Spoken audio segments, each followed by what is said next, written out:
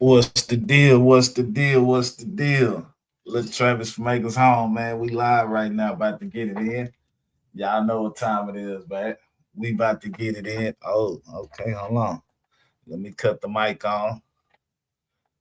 We got to cut the mic on, man. God, damn. All right, we live. We got the mic on now. Okay, okay, a nigga sound a lot better now. What's up, y'all? We about to go and get this content started, man. Go and hit that like button, man. Don't be no hater. You know what I'm saying? We ain't doing shit over here. We're doing a bunch of chilling, man. Hey, today we not on that Who That Talking Down broadcast today. You know what I'm saying? We don't nobody say broadcast. You know what I'm saying? We can switch it up when the time is right. But at the end of the day, yeah, them boys scared of each other, man. Hey, don't y'all think them boys scared of each other? Cause that nigga Trey still ain't even pulled up. It was like, man, I'm right here, cuz where you at? Like, cause you know, I don't want to start nothing with them niggas though. That's why didn't nobody watch you last night, Trey. Cause niggas like, man, that nigga ain't trying to do nothing. Yeah, you boys ain't trying to do a motherfucking thing around that goddamn place. Hey, what's the deal? What's the deal, man? Come in and hit that like button, dog. If you new to the channel, man, go and drop a comment in the chat, man. If you new to the channel, go and drop a comment in the chat. Okay, there y'all go. Look how y'all just came in, dog. All right, let me get this shit up off here, man. Let me get this shit up off here. Boom, there we go. All right, check this out. We ain't got to the show yet. We're gonna check this little footage out right here.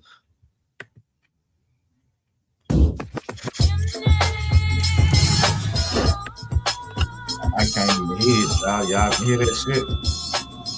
Hello? I know I ain't tripping. Okay, here we go. I say I can't even hear it.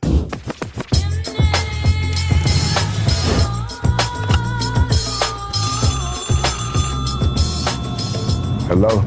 Yo, Ro. Hey, pull up on me. I want to spit some lyrics in your ear. Yeah, man, I'm pulling up at the studio right now, Jay. All good. All right, bet. I'll see you in a minute.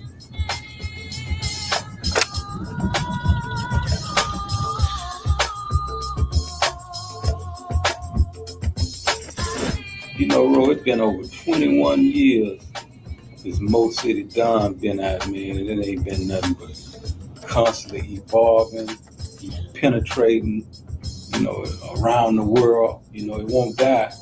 And we ain't never done a video of this motherfucker. Shit, you want to do one? I think that's a good goddamn idea. Shit, let's do one. Let's ride. Let's do it.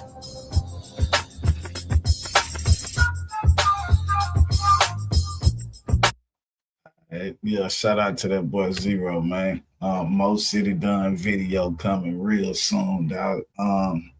Like I said, man, we'll touch on that Trey and Loco shit later. You know what I'm saying? Right now, at the beginning of my show, both of them niggas punks. Yeah, both of them niggas punks. And maybe at the end of the show, because you know we be on here 4 hours, so maybe at the end of the show, or maybe in the middle of the show, one of these niggas would get some nuts and be like, man, that nigga show you love line. Let me go over there and act like I'm pulling up on this nigga, you know what I'm saying? So the people can see that I'm square business. But you know, if y'all ain't gonna show the people that y'all square business, it's all right though.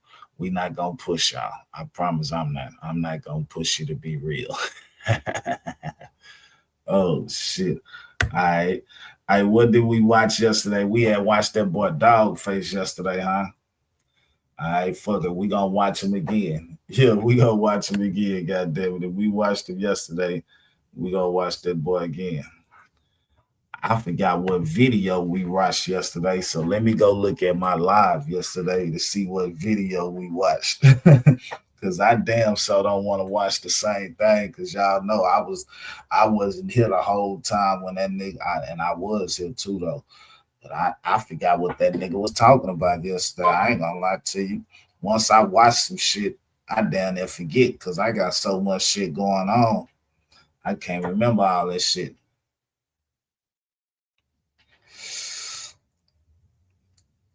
All right. Hold on real quick, y'all. I'm trying to see which dog face interview that I played yesterday, so I won't play the same one today.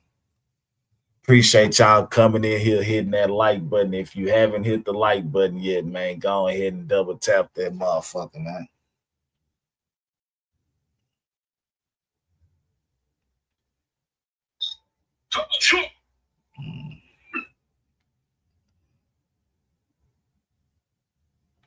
Okay, I see the one we watched. All right, I got that. All right, man. All right, this the content, man. We got Dogface about to speak on these hot topics, man. Everything that we got in the chat, you know what I'm saying? Everything that been going on, man. We got Dogface about to speak on it, man. Shout out to that boy, Dogface, man. All right, what the fuck is this shit at now? Here we go. We live, man. Come back down here. Enjoy it, and then you always offer something that's unexpected. It's like, Yeah. so if you're not ready for war, you see, can't just know anybody interview me because I'm gonna overpower them. Facts. The thing about real life street stars is that you guys are so well studied and you guys are so well prepared to where it makes for a good combination, something that the viewers can enjoy. And then you always offer something that's unexpected. It's not the same old, same old. Yeah, buddy, man. It's I love to see it because you know it's so funny because we talk again. Shout out and rest in peace, our dog. You know what I'm saying? Big D. Big D. Right. He had. Yeah, man. As you can see, man, we already watched this motherfucker, so we damn sure ain't about to watch it again. Yeah, we didn't already watch that motherfucker, so we damn sure not about to watch that motherfucker again.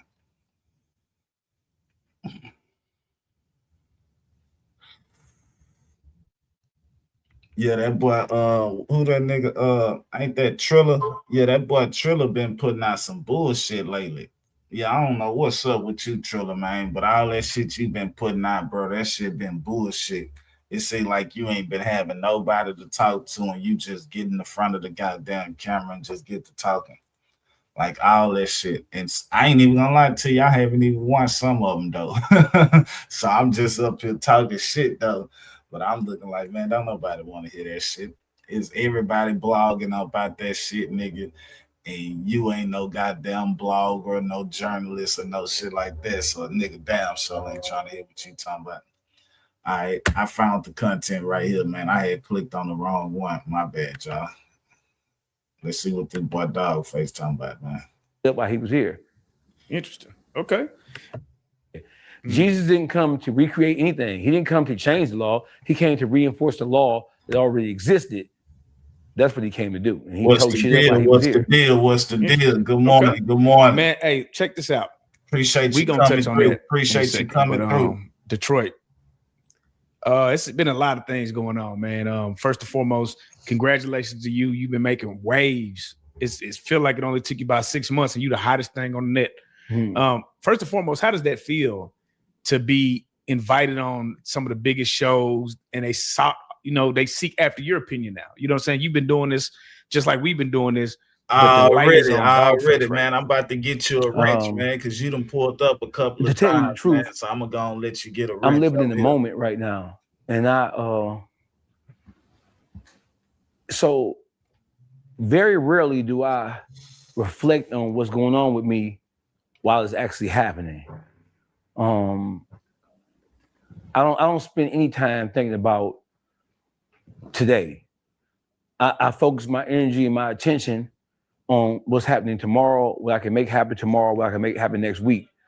But to tell you the truth, I would be lying if I said that I didn't appreciate the love that I get because I worked hard to get to this point.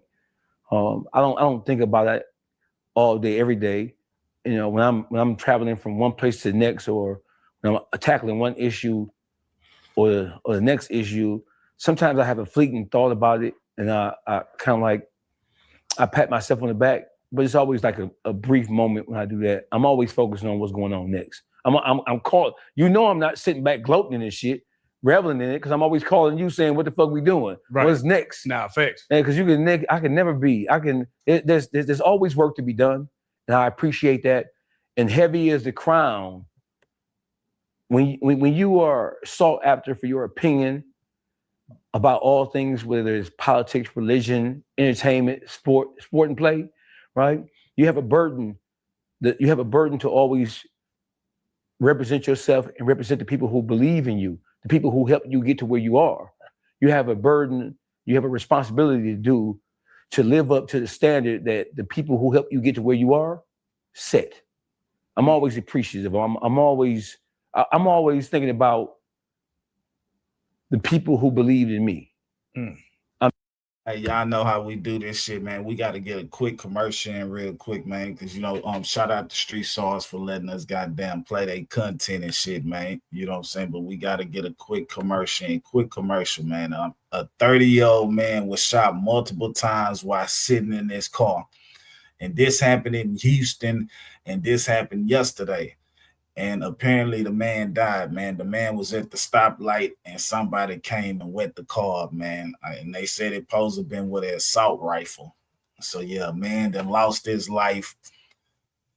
We don't know what he did, but I guess, since it was in Houston, everybody saying rest in peace to this person, rest in peace to that, you know what I'm saying? So I guess he was well known. But, tragedies happen, you know what I'm saying? It was a target hit. Because if you just sitting at the light and a motherfucker pull up and shoot you up, that was a target hit. And as you can see, they say the man was shot multiple times, I'm telling you, and died. So we're going to check it out real quick. Quick commercial break real quick, man. Most notorious dangerous spots in America. You need to come from, you don't need to stay here. If you're on the northeast side, please don't come over here. People don't mind you killing you over here. Please. A man in his 30s was shot multiple times while sitting in a car on the street on Laura Copy at Hirsch in northeast Houston. According to the Houston Police Department, officers found him with gunshot wounds throughout his body after a suspect in a possible SUV pulled up and someone got out with a rifle and opened fire. Houston Fire Department crews transported him to a hospital where he was pronounced deceased. Investigators are looking for witnesses and ask if anyone saw anything to please come forward. This is a TSA announcement for everybody. Please stay away from around here. I'm trying to tell y'all, I'm giving you a good game. Listen to what I'm trying to tell you. It's not a good area. Go somewhere on the southwest or downtown. Yes, indeed. Be cool. Hey, look. Thank you. We want to get to some breaking news. And y'all probably think that man was capping, but that man wasn't capping, man. The northeast side, man, over there where them boys at, man, that shit ain't nothing to play with. You heard what he said, go to the southwest side or go downtown, because that's what them boys own over there. You can't be talking shit or into it with somebody and they don't see you and give you what you want. I swear to God, this shit been going on. So this shit ain't nothing new to me. It seems like it's new to you niggas that's on YouTube and that you niggas not from around here, so you niggas don't know how this shit go down. All I'm trying to do is warn you like old boy was trying to warn you, dog. You know what I'm saying? Now we gonna see what the news was talking about. Yeah, Thank you. We want to get to some breaking news. Here, man. If you ain't from down here, a man is dead after an ambush-style attack at a stoplight. This was in northeast Houston, and police want you to know this morning that the shooter is still out there. KPRC2 News reporter Ricky Munoz is live for us from the scene this morning. Ricky, tell us what happened. Wake up. What's Sophia, Brittany, it's so unsettling to hear now. Police say there was a man waiting for this stoplight to turn green. Then somebody randomly comes up, grabs a rifle and starts shooting multiple times inside his car. Now, right on the ground, you can see the glass that was shattered from his windows, and you can see where the water is from where they were washing away from that scene earlier this morning. But on your screen, I'm gonna show you some video from earlier last night. Take a look at your screen. This happened near Laura Copy and Hirsch. You can see that white vehicle right there at the intersection, window shattered, and the vehicle riddled with bullet holes. Now, police say this happened between around 8:50 to 9 o'clock last night when investigators believe an SUV pulled up and someone got out with a rifle and opened fire. Police say the victim was a man in his 30s. He was just sitting in the driver's seat behind the wheel. Firefighters rushed him to the hospital while doing CPR, but he did not survive. Now, right now, police say they don't have strong witnesses right now, nor a suspect description to release, and they have not identified the man who was inside that SUV. Now back out here live, they do want you to know the suspect is still on the run. They don't know who it is. They want more information. They've been trying to search surveillance video around here to see if they can get a description. But right now, they want to know if you were around this area, you heard, you saw anything. They're asking you to call Houston police immediately. Reporting live in Northeast Houston, I'm Ricky Munoz, KPRCT News. So as you can see, man, as you can see right here. Oh, hold on. Let me turn the camera on real quick. I don't know why I ain't got the camera on, man. H-Town in the motherfucking building, man. We got that throwback y'all mean jersey on, man. We representing that H, man, the north side. I'm talking about the rough side, the hard side. You know what I'm telling you? I'm talking about where it's overstood to get your fade, and it's overstood that you gonna die too. You know what I'm telling you? Whichever one you want. You know what I'm saying? But yeah, man, this shit right here crazy, man. This man was just sitting in the car and somebody just jumped out with a rifle and light him up. You know what I'm saying? Like, damn, we don't know what he did. You know what I'm saying? Whatever he did, you know what I'm saying? I don't think it's worth, you know what I'm saying, getting killed and shit like that, man. But this is a fucked up situation, man. Rest in peace to this person that lost his life. You know, everybody on Facebook talking about rest in peace, Floyd, rest in peace, Floyd. You know. I don't go outside. I stay in the house. So, you know, when shit like this happen, you know, it's regular to me because, you know, I be in the house so much. Niggas die every day outside. Yeah, niggas die every day outside, man. One thing I can tell you, if you ain't got no money, you don't need to be beefing, especially if you ain't got nothing bulletproof. If you do not have a bulletproof car, please shut the fuck up. If you do not have a bulletproof car, I repeat, please shut the fuck up, dog, because it's niggas outside that's hunting you niggas that been talking that shit, or you niggas that did some fucked up shit. It's niggas out here that want to see about that shit. So if you not about that shit, you need to let the people know. Let the people know, like Loco did yesterday. Didn't Loco let the people know that he wasn't about that shit? That boy say, I came out here to get my bread. So ain't nothing wrong with letting the people know, you know what I'm saying, what you out here for. Like, nigga, I ain't out here for no bullshit. Nigga, I come out here to get my money. I ain't come out, even though that's a whole lot of pussy shit, you know what I'm telling, because we used to that whole ass nigga talking that goddamn shit. But yeah, man, it's, you know, man, hey, G, all I'm saying is y'all niggas need to learn how to do the right shit. Y'all need to learn how to be loyal to people. Y'all need to learn how to stop fucking over people. And every human you meet don't mean you can play on them. Yeah, every human you meet don't mean you can play on them. That boy Richard Maker said, drop the link. Oh, Richard, what's the motherfucking deal?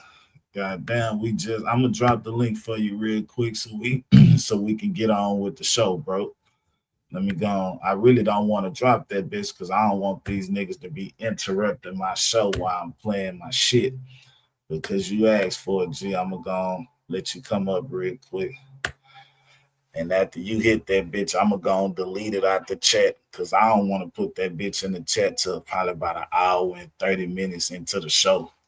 Yeah, I want to run my own shit. I don't need no help. Bullshit, you not. Yeah, I want the spotlight. I'm the nigga that want the spotlights on my platform. This shit about me, so I want the platform. But shout out to that boy Richard, man. He about to pull up real quick. We gonna let him get off what he got to get off. And then we gonna keep on with the show, man. Don't nobody else pull up, man. That's only for Richard right now. What's going down? What's the deal? Hey, so you telling me that this whole ass nigga is in Seattle right now? Nah, facts. But he ain't trying to do no squabbling, no punching, no linking up or nothing. None of that. But he want to play games with me like he gonna fake pull up on me. That nigga is the worst kind of nigga. Boy, you was a fucking internet thug, bro. You is not like that. You was a hoe. You a hoe, nigga. Straight like that. I'm not knowing the niggas in Seattle. I don't pay attention to the nigga shit no more. Yeah. That shit's sad, bro. Trey A for the motherfucking win. Show you love for the win, nigga. FDA forever. We gone, nigga. Already, man. Shout out to that boy Richard coming through, man. Yes, sir. Hey, we about to get back to this content, y'all. I'm never really thinking about me. I'm never really kind of like basking in the glory of or basking in the sun of this shit. You know what I mean? Because you can get jaded like that. Sometimes you can get to the point where you feel you think you're bigger than what you are. Right. And so Lil Travis from AcresHome, we live right now. There. As far as I'm concerned, I'm not already there. Yeah, that's that Phil Jackson mentality. You know what I'm saying? Right. You know, we ain't gonna let you get comfortable. Right. You know what I'm saying? But man, so you know how we do it. You know, we give them the formula, so we're gonna give them the formula. So you know, right out the gate, man, we have Ben 10 versus a man from Detroit named AllStarJr. Now, a lot of people like myself was not familiar with his game or whatnot. Mm-hmm. Can you break down the situation that happened that led up to Ben 10 getting shot at this diner with J.R. Prince Jr.? The situation is simple. Ben 10 and Dead End Ron, who's also an NBA member. I'm not gonna say that they took instructions from Jay Prince. I'm not gonna put that burden on him. Yeah, appreciate you. Because I don't know, I wasn't there. We appreciate I'm gonna try to you. be as responsible as I possibly can. Yeah. What it looks like to the naked eye, but it looks like to street niggas, but it looks like to motherfuckers who know how running plays go. It looks like that we know the history. The history is they share a female. Nah, I don't know what he talking about, what it looked like. It don't look like nothing, man. All we see is Jay Prince looking. All we seen was Jay Prince looking, dog. That's all we seen. It don't look like nothing. In the video, we see them boys over there squabbling, and all we see is Jay Prince walking around looking just like everybody else was walking around looking and running and hiding behind some shit. So we not gonna sit up here and, you know what I'm saying, point no narrative on the homie. Hell nah, especially the H-Town homie. All we saw him doing was looking just like everybody else was looking. That man was in the spot just like everybody else was in the spot. Just because some niggas from out of town did something and he was the most known up in that motherfucker don't mean that he had shit to do with it. All right, let's keep going on with the content, man. Right. Junior is currently dating AllStarJr's baby mama. So there's been some tension going back and forth between them for a couple of years and some animosity brewing. Junior says that he came to confessions because it was OG3s, who is the manager of NBA YoungBoy. He kind of like run the whole NBA camp. You know what I'm saying? In the absence of YoungBoy, the second in command is 3. So it's 3's birthday party. Jay Prince said he came there to help him celebrate his birthday party. When he came in, he saw JR. And from that point, just all hell broke loose, right? What I do know is that JR was already there. The whole NBA squad was already there celebrating 3's birthday. Jay Prince came in later. When Jay Prince seen JR, he had to have went to their section and told them that he was there because it was the NBA squad there first. Nah, dog face. I ain't gonna lie to you. I don't know what you talking about, bro. You know what I'm telling you. You ain't speaking the real right now, because you talking about he had to do this and he had to do that. Hey man, all we seen was that man walking around that club, bro. And when that shit broke out, all we see is that man looking, dog. So I hear you, dog face, but nah. You trying to paint a narrative, my nigga, and that ain't the real. I ain't gonna lie to you, boy. You was a real nigga yesterday. Yeah, you was a real nigga yesterday, man. All you gotta do is just keep listening to these niggas, let these niggas talk, man, and you gonna find out who they really are. All I'm saying, dog, you can't put that on that man like that. Nah, you can't do that, dog face. Hell nah, you wrong than a motherfucker for trying to predict how this shit happened. Yeah, you wrong than a motherfucker for trying to predict how this shit happened, dog. Real talk, man. JR came second, and then Junior came in last. So AllStarJr was already there. So if NBA cats had a problem with him, they would have got out on him, or tried to get out on him before Junior even got there. We know for a fact that Junior is the one who kind of like snapped his fingers, and them boys jumped and No, we don't. I bullshit you not. Hold on, let me turn the camera on. Hold on, let me put myself on the big screen. No, we don't. We do not know for a fact none of that shit because we wasn't there. And I haven't talked to Jay Prince, and I haven't talked to NBA Ben, and I haven't talked to AllStarJr. So they didn't tell me this shit. They didn't say that nigga snapped his fingers and went over there and told them no. They ain't say none of that shit. This is what Dogface saying. So I'm just letting the people know that none of these guys have came out and said that shit. It's just the people that's talking about this shit. Yeah, Dogface, you know what I'm saying? He the one talking about it right now. That's not correct. He is not correct when he's saying that, y'all. Responded like he wanted them to jump and respond. Now, who is this AllStarJr guy? Because again, allegedly, they got into a fight. He wrestled out the gun, and then he did what he had to do to get up out of there, which led to Ben 10 getting shot. Right? Yes, since then he's been just gloating his ass off online. I mean, who knew he had so much personality? Who is he? For those that don't know. Well, listen, man, AllStarJr is originally from the east side of Detroit. He was rocking with a West Side rap crew called All Star Ball Hard. So it was the All Star Cats and the Ball Hard Cats that combined to form All Star Ball Hard. That's the camp that T Grizzly originally came out of. So T Grizzly, All Star Lee, Poe, AllStarJr, they were all part of the same rap crew. When T Grizzly went to prison last time for the smashing rap in Kentucky, when he came home, he went solo, but he was a part of that crew originally.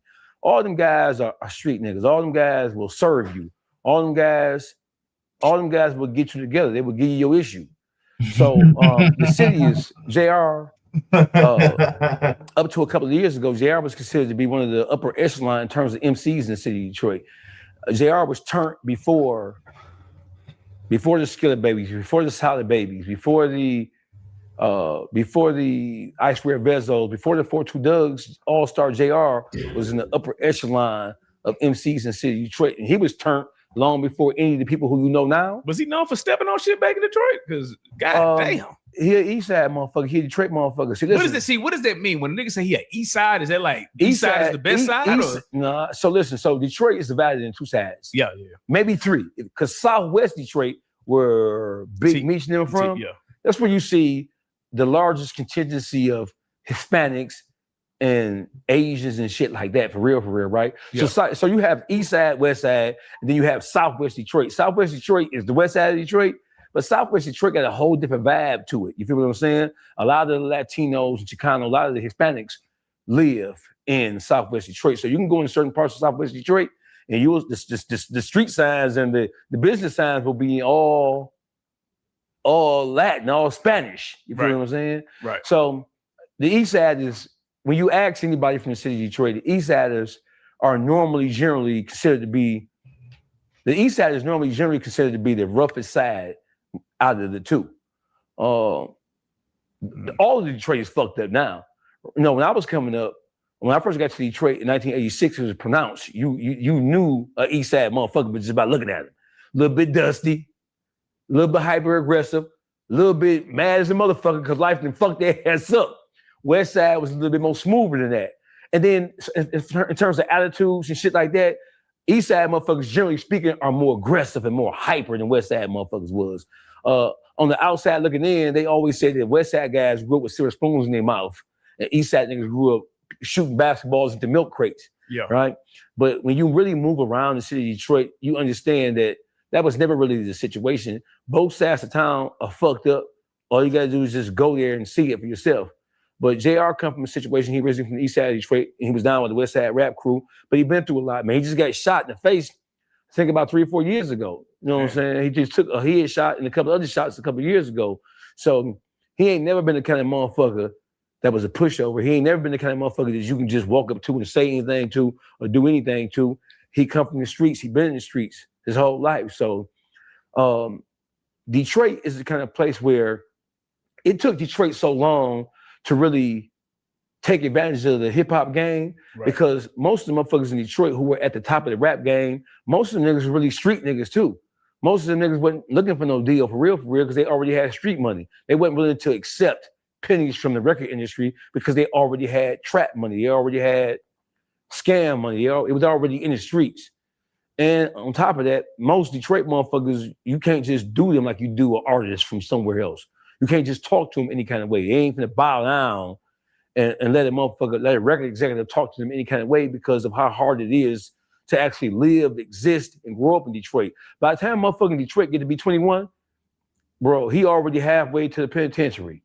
He already halfway to a murder case. He already halfway to doing whatever it takes to survive. So JR come from that cloth. So they made a massive miscalculation by thinking that he was just gonna go, or thinking that they was just gonna handle him anyway. That was a massive miscalculation, as I think we all know right now. We all realize that was a massive miscalculation. He ain't the kind of nigga to get nervous, right? Because he already been through it all. He already been shot. He already been in the streets. He already been on every level you could think of street shit. He already been there. It was a miscalculation on them boys' part to assume that they was just gonna be able to do what they wanted to do. And if you was gonna play it like that, you're supposed to just do what you was gonna do. That's crazy, bro. So you got academics hit you up, right? Right. And you got to speak to him about the situation. Right. Now, during the situation, you kind of went at NBA Youngboy. It was FNBA Youngboy. Yeah. Why did he get the FNBA Youngboy? I'm just curious. Like, what did he have to do with the situation? That's his camp. So listen, all things fall on the leaders, bro. Yeah. You know what I mean? So the leadership has to take responsibility and has to take a culpability for what the people under them do. Right. Now, was he there? No, he wasn't there. Did he have anything to do with it first on the front line? No. So I blamed him because that's true, but the person who I really blame is OG3. OG3, he allowed people up under his direction. Because Youngboy's somewhere in Norway and Finland some motherfucking where, right? So in his absence, he's not even in the country. So in his absence, OG3, you second in command. You're the manager, you run the label, you run all things NBA. So for you to allow your members to walk into a situation to where they trying to get out of the motherfucker for some shit that has nothing to do with the NBA camp, nothing to do with NBA politics, nothing to do with the day-to-day operations of what happens with your camp.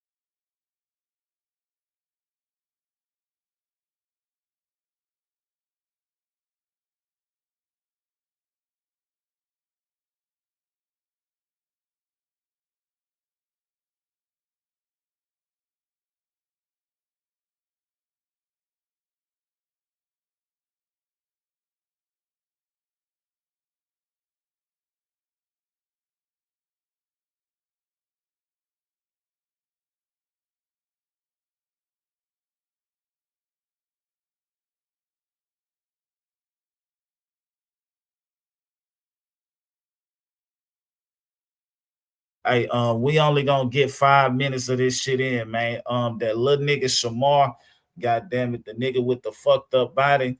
Well, one of his ex-boyfriends just came out and said that he got HIV. So that means that the ex-boyfriend got HIV, that nigga Shamar got HIV too, goddamn it. So we about to just listen to a little bit of this shit. We not gonna listen to all of it. Just a little bit so y'all can see that, you know, I ain't sitting up here telling y'all no lies and shit. Y'all know this shit gonna break the internet in a little bit, so why not have the content over here first?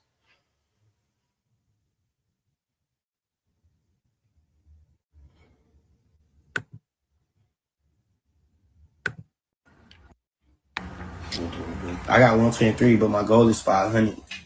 But I got 123 altogether right now. And I'm like, I think like 30 something away from 150. Oh, somebody just sent 27. Somebody just sent $27. Yeah, 150. So we at 150. All right, y'all. So I'm gonna start it off. Y'all not scared. That's why I say, you know how they be like when they want people to perform, they be like, look at the ball and perform. That's why I say, like, don't look at the people, because when you look at the people and look at your audience, it makes it kind of harder because the anxiety. I think they put the camera on something else and you talk freely. That way you ain't concentrating on people. But when I say what I say, can like y'all not look at me when I say what I say, please? I'm not gonna look at you. I'm not gonna look at you. Can you not look at me? It's Okay. It's 150. Let me see. Let me see. You got enough. That's why I say, can you not look at me? 150. All right, hold on real quick, man. Y'all, can y'all like make sure y'all still send CAs throughout this life? All right, man. This is Shamar ex-boyfriend, man. He got some breaking news for y'all, man. He got some breaking news for y'all. Boy, I'm telling you. Can y'all please not look at me when I say what I gotta say, bro? Can you still like roll up like is it with person that roll some weed up, Quinn? Do you want it on you? Yeah, you can put it on. Okay. God damn, nigga, go on Should I out, start nigga. Yeah, right, nigga. That nigga taking that dick and coat sudden. You been around here fucking do that and online. Nigga, that shit. Nigga, what you crying for now? This Instagram. Nigga, you the one I don't wanted think some you should dick. do that. Instagram stricter than TikTok. Dick and some butt. And now you want to cry because turn the comments off. They said turn the comments off. Kids, if you can we turn the comments off and I can do it? I don't think you should. People, it make it go up more, and people gonna want to tune in and put they want to. No, I don't turn the comments off. Be freely. Let your supporters support you, because you're gonna need that.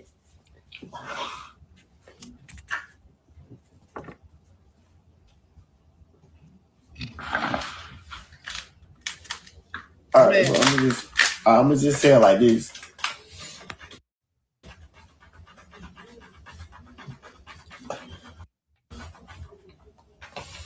When I turned myself into jail, they have to test us for everything.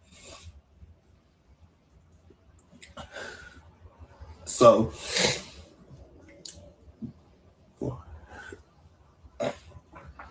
when the person went off my bun, as they did, when I turned myself in jail.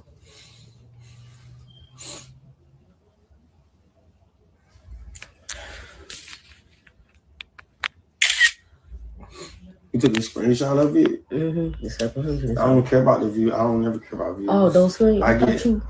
I get hella views. I don't care about views. Oh, why would you screenshot it? Oh. No, that was because somebody said something and I needed it. Oh, I thought you said you screenshot your views. No, I don't, because I get it's the same shit I get on number day. Oh. Thinking I'm doing something. No, you good though. I love y'all too. See? Man, go on, let the people know what's up, dog, so we can get up out of here, man. But when I went to jail and I got out of jail. Hold on really quick, bro. I mean, not when I got out of jail, but when I went to jail. I ain't gonna lie to y'all. I'm down there. I got like 4 uploads that I need to upload, man. I got the Young Thug police thing, you know, when the Young Thug got pulled over. Man, I got that Mexican police officer that was talking shit. I just got that, you know, man, I got, like I tell you, I got a whole lot of shit that I got to do. So bitch ass nigga, go and get to what you got to say, my nigga. Because I probably got to do an upload on this shit too before other niggas do it. You know what I'm saying? You got to be the first one to do it, to put the narrative out there, man. So goddamn, say what you need to say, little bitch. Ain't nobody tell you to be taking no dick anyway, hoe ass nigga. Hoe ass nigga taking dick and did want to be up here crying because you done caught something. I found out something. What you found out? What you found out, nigga? I found out about my status. And, you know, I found out that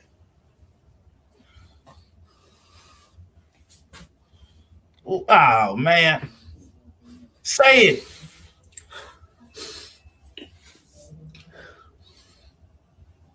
Bro.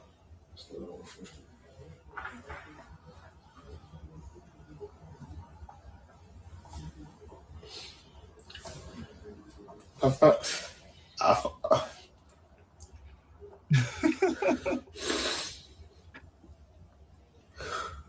found out that, you feel me?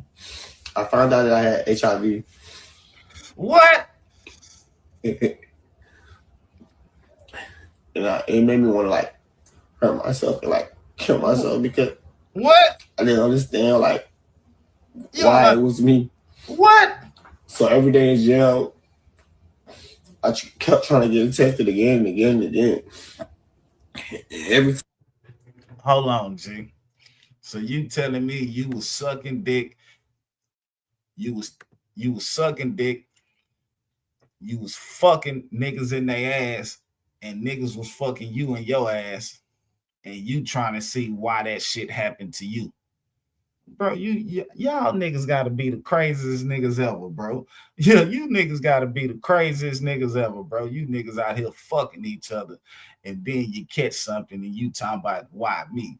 Bitch ass nigga, that's what you get. Nigga, two same sex don't supposed to be laying down with each other, nigga. Yeah, I know this is not a funny situation, but at the end of the day, this guy right here made the decision to goddamn mess with these other men. Goddamn it, and look what it got you, bro. Look what it got you, man. So now you need to find out who gave you that shit. Hey, where that little nigga Shamar at? So that little nigga Shamar running around this bitch, goddamn it, fucking you niggas and giving you niggas something. That's what it looked like. Yeah. Because if you was fucking with that goddamn nigga and goddamn you went to jail and you found out you got this shit, that mean goddamn that nigga got, man, y'all some nasty motherfuckers. Yeah, I don't feel sorry for you, G. You know, tell me whatever you do to yourself, you know, tell you wasn't thinking about killing yourself or hurting yourself when you was sucking dick and getting fucked in your ass. So all of a sudden now, what, you don't want to suck dick and get fucked in your ass no more? Because you done caught something, nigga. What you said, bro? What you got to say that?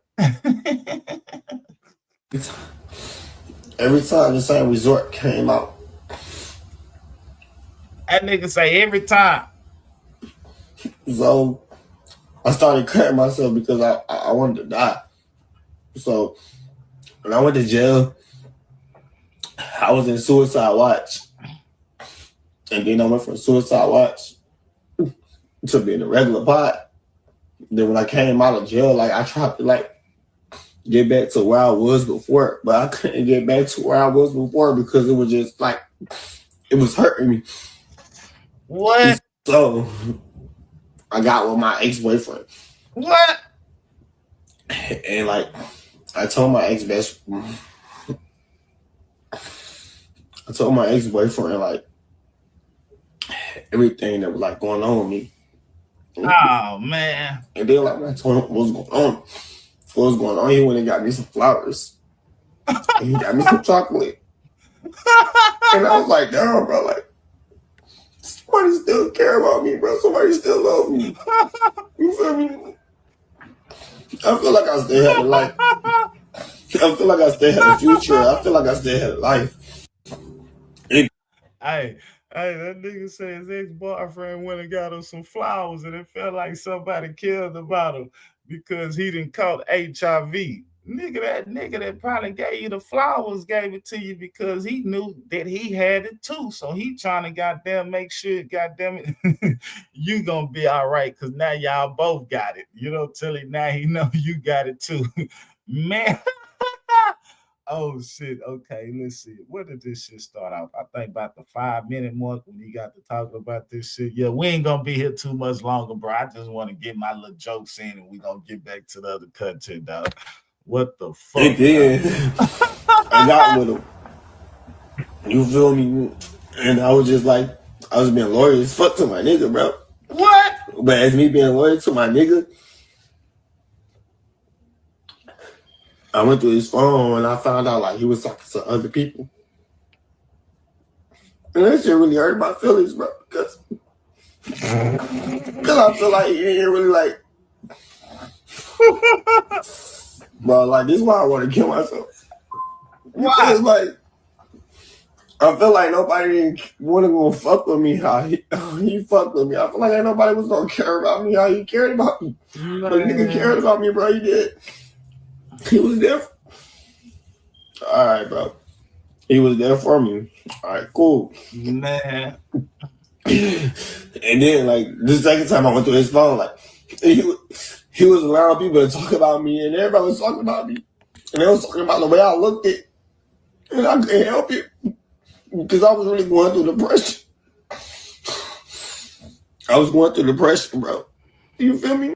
Man, all right, man. That's enough, man. That's enough of that right there, man. That nigga talking about he going through depression because motherfuckers talking about how he looking shit. Nigga, was you going through depression when motherfucker was talking about you taking dick? Yeah, how the fuck you going through some shit because motherfuckers talking about you?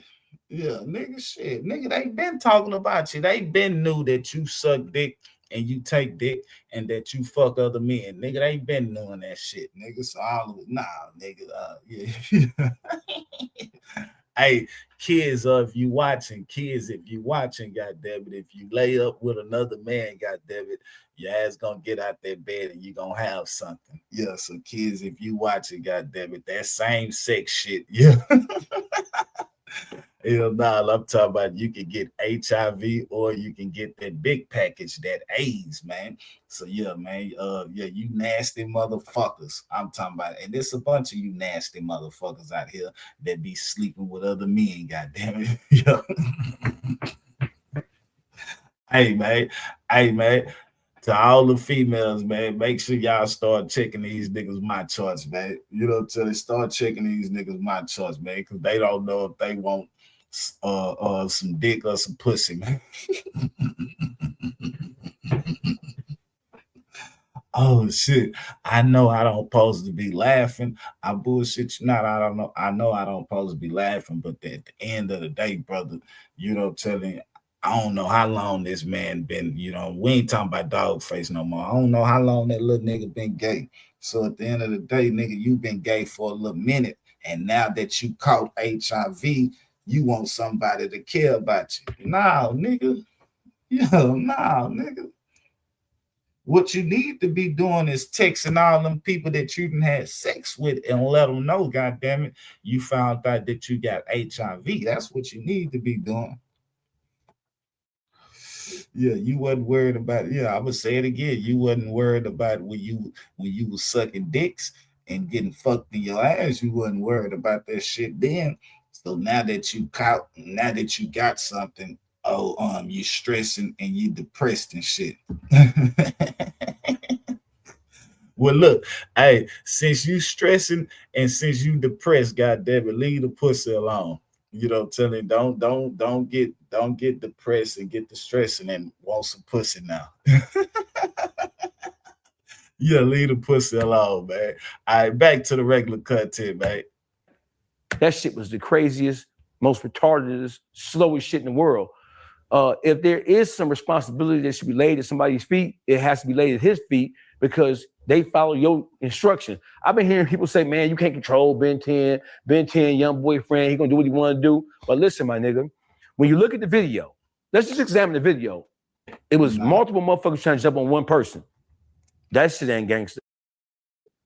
And if I don't have a problem, and if NBA don't have a problem with this guy, right?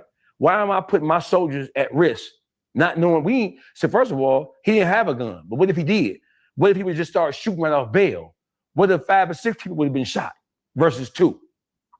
It would have all fell on him. And then it's your birthday party. You got your family there. Your mama was there. That was his mama pulling him back from the fight. OG Dree jumped into the fight too and tried to get out on the nigga too. That was his mama who pulled him back out of the fight. So your mama had the presence of mind to understand that you can't allow yourself to be put in a situation like that because of who you are or who you represent. Y'all following behind Junior, that's the craziest shit in the world. My nigga, A3, you manage the #1 rapper in the world. You manage the hottest MC in the world. And so the first thing you should have been thinking about, and the only thing you should have been thinking about is how what's going to happen or how what's happening could affect what we got going on with Young Boy. That's your responsibility. Your responsibility is to NBA. Your responsibility is not to run behind what the fuck Jay Prince doing. Your responsibility is not to run behind what Mob Ties is doing. It's not to run behind what Senior is talking about. Your responsibility is to your camp, to the artists you represent. You dropped the ball on that. So them 2 boys in the hospital right now, right? you're responsible for that, 3. It's all on you. And your mama pulling you back. Your mama is, you supposed to be a street nigga. Your mama had the presence of mind to pull you out of the melee. When you click that video, that's his mama grabbing him by your shirt, telling him to bring your stupid ass home, bro. Your mama know that shit a bad look and you don't? And you represent the #1 artist in the whole fucking world in terms of hip hop? That's some ridiculous shit. Now, let me ask you this. AllStarJr, again, rightfully so. He made it out that situation. Mm-hmm. He's trolling. Do you think he took it I too don't even far? call it trolling. Do you think you can't call it trolling? You know why? What do you call it? So listen. You can't call it trolling. Trolling is what you see Charleston White do in some respects. Trolling is what you see 6ix9ine do. Trolling is not when a motherfucker try to get down on me, when I'm fighting for my life, when I got 7, 8 motherfuckers trying to ride on me, trying to fuck me over in every way they can, and I come from about that shit, and I make it out that shit. That's not trolling. You can talk about your experience. Trolling is kind of like, it's kind of like gossiping about shit that you weren't really there for. Right. You're just giving your opinion about it, and you talking shit about a motherfucker. Trolling is what Charleston White did to the baby because the baby walked past the guy who tried to give him a painting. Right? You can't call what he's doing trolling because he was actually a part of the situation. So Right. what he's saying is just what he's saying. That's not trolling because he has a real life experience. He was there. He was a part of it. So him talking about it, that's not trolling. That's just him talking about what he went through. It's a difference. So he has the Ben 10 challenge where you lay on the ground and you kind of act like you're getting shot up. Uh-huh. Do you think he took it too far with that? No, because if the shoe was on the other foot, they would have served him the same way. What do you think would have happened if they would have beat him and lumped him up, snatched his jewelry off of him and kicked him in his ass? You don't think they would have said something about it?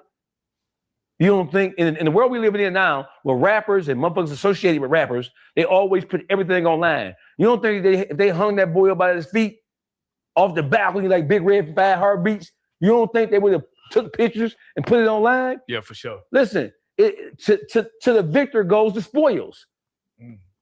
He won. It's as simple as that. So whatever he say about it, he has the right to say whatever he wants to say about it because he was the one who they was trying to play out of pocket.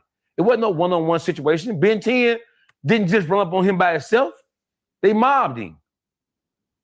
How you gonna mob a nigga, drop your motherfucking weapon, don't know you dropped your weapon, let him grab your weapon, it's 8 of y'all, and let a nigga blam you down to the ground? Bro, he can talk about that shit until he's 50 because that shit goes down in the history of the stupidest shit in the world. You can't name something in the last, and you're a historian. You are a knower of this kind of shit. Name a situation of beef in hip hop. When you look at it even now, name a situation that was more slower than this shit right here. It don't get no more slower than y'all trying to mob a nigga. And then you drop your pistol and he shoot you goofy ass nigga with your own pistol. Yeah, that was a time. So you said gloating. Yeah, it is gloating, but it ain't trolling. I can gloat about you niggas trying to get down on me. And I came out that shit shining like a brand new penny. Is it something that we wish wouldn't have happened? Yeah, of course we wish it wouldn't have happened, but it's nobody's fault but their own. Baton Rouge, y'all got to accept this shit with a grain of salt because the first question, see, niggas are stupid. Niggas are always grabbing the lion by the head or grabbing it by the tail versus grabbing it by the head. If you grab the situation by the head and then you look at how this shit happened, I said something about YoungBoy. When this shit hit the press, right? The first thing YoungBoy should ask OG3 is, how did this happen? I know what happened. I'm looking at the news reports. I'm in fucking Norway. I'm in Finland somewhere, right? How did this happen? You my second in charge. How did this shit happen? And when he told him, well, shit, man, we don't even know this nigga for real. We did that shit because he had a problem with Junior. I know YoungBoy is slow as a motherfucker, but he ain't stupid. He a slow down ass nigga. You hear me? He a motherfucking, what's the chop and screw nigga from Houston?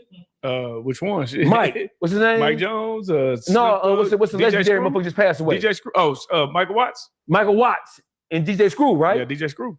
YoungBoy a throw ass, slow down ass nigga. but he ain't stupid. He been through too much shit. The first thing he had to ask 3 is, how did this happen? And what do we have to do with this shit? And what you think 3's response was? Oh, we don't know him at all. We don't have no history with him at all. We've never had a run-in with him at all. That was Junior's situation. That was him and Junior was fucking the same bitch. So you telling me my best friend, you in charge, you weren't supposed to have the cool head. My best friend, a motherfucker who I look out and take care of right now to this day, is damn near dead, in a wheelchair, paralyzed, because of something that has something to do with a motherfucker who I don't even have an understanding with. Because don't forget, young boy just went at Senior. He just went at Rap a lot. He went at Mob Ties when that whole extortion play went down with the car.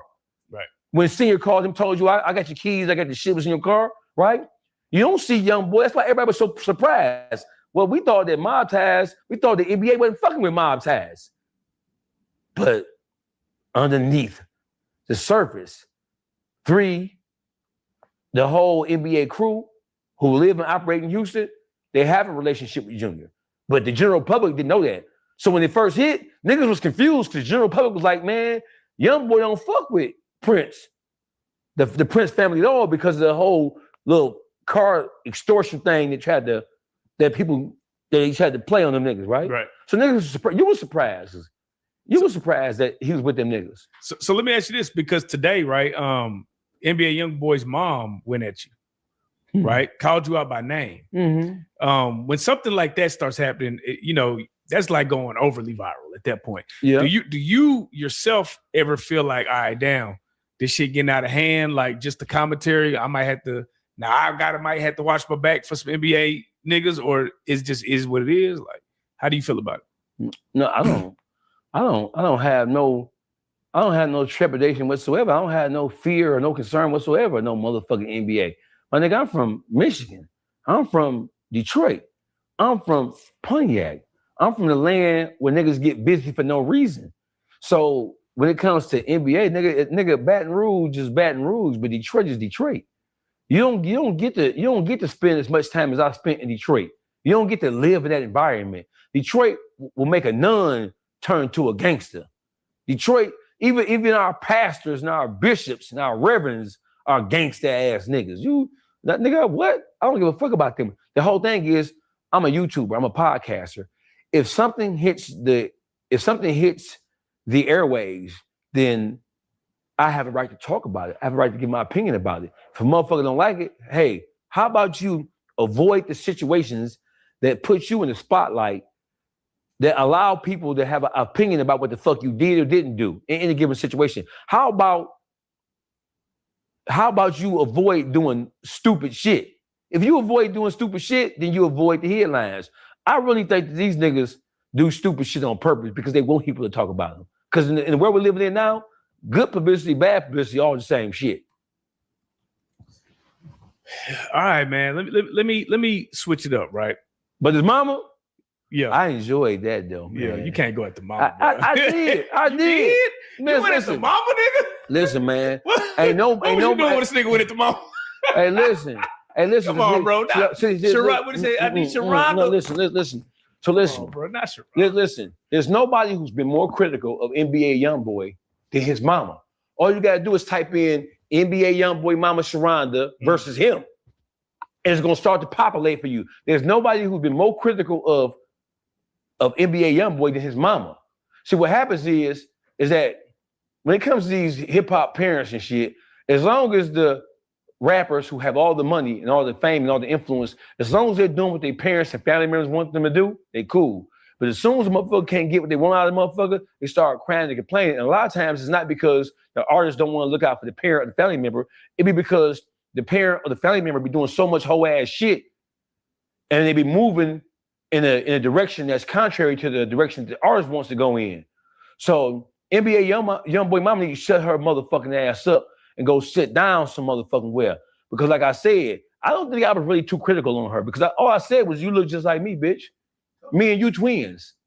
You look just like me. And the reason why I said something about her is because she tried to defend. What's the deal, fans? What's going down? This nigga told NBA mama dog that you look just like me, bro. Oh, shot. Nah, that shit too funny, bro.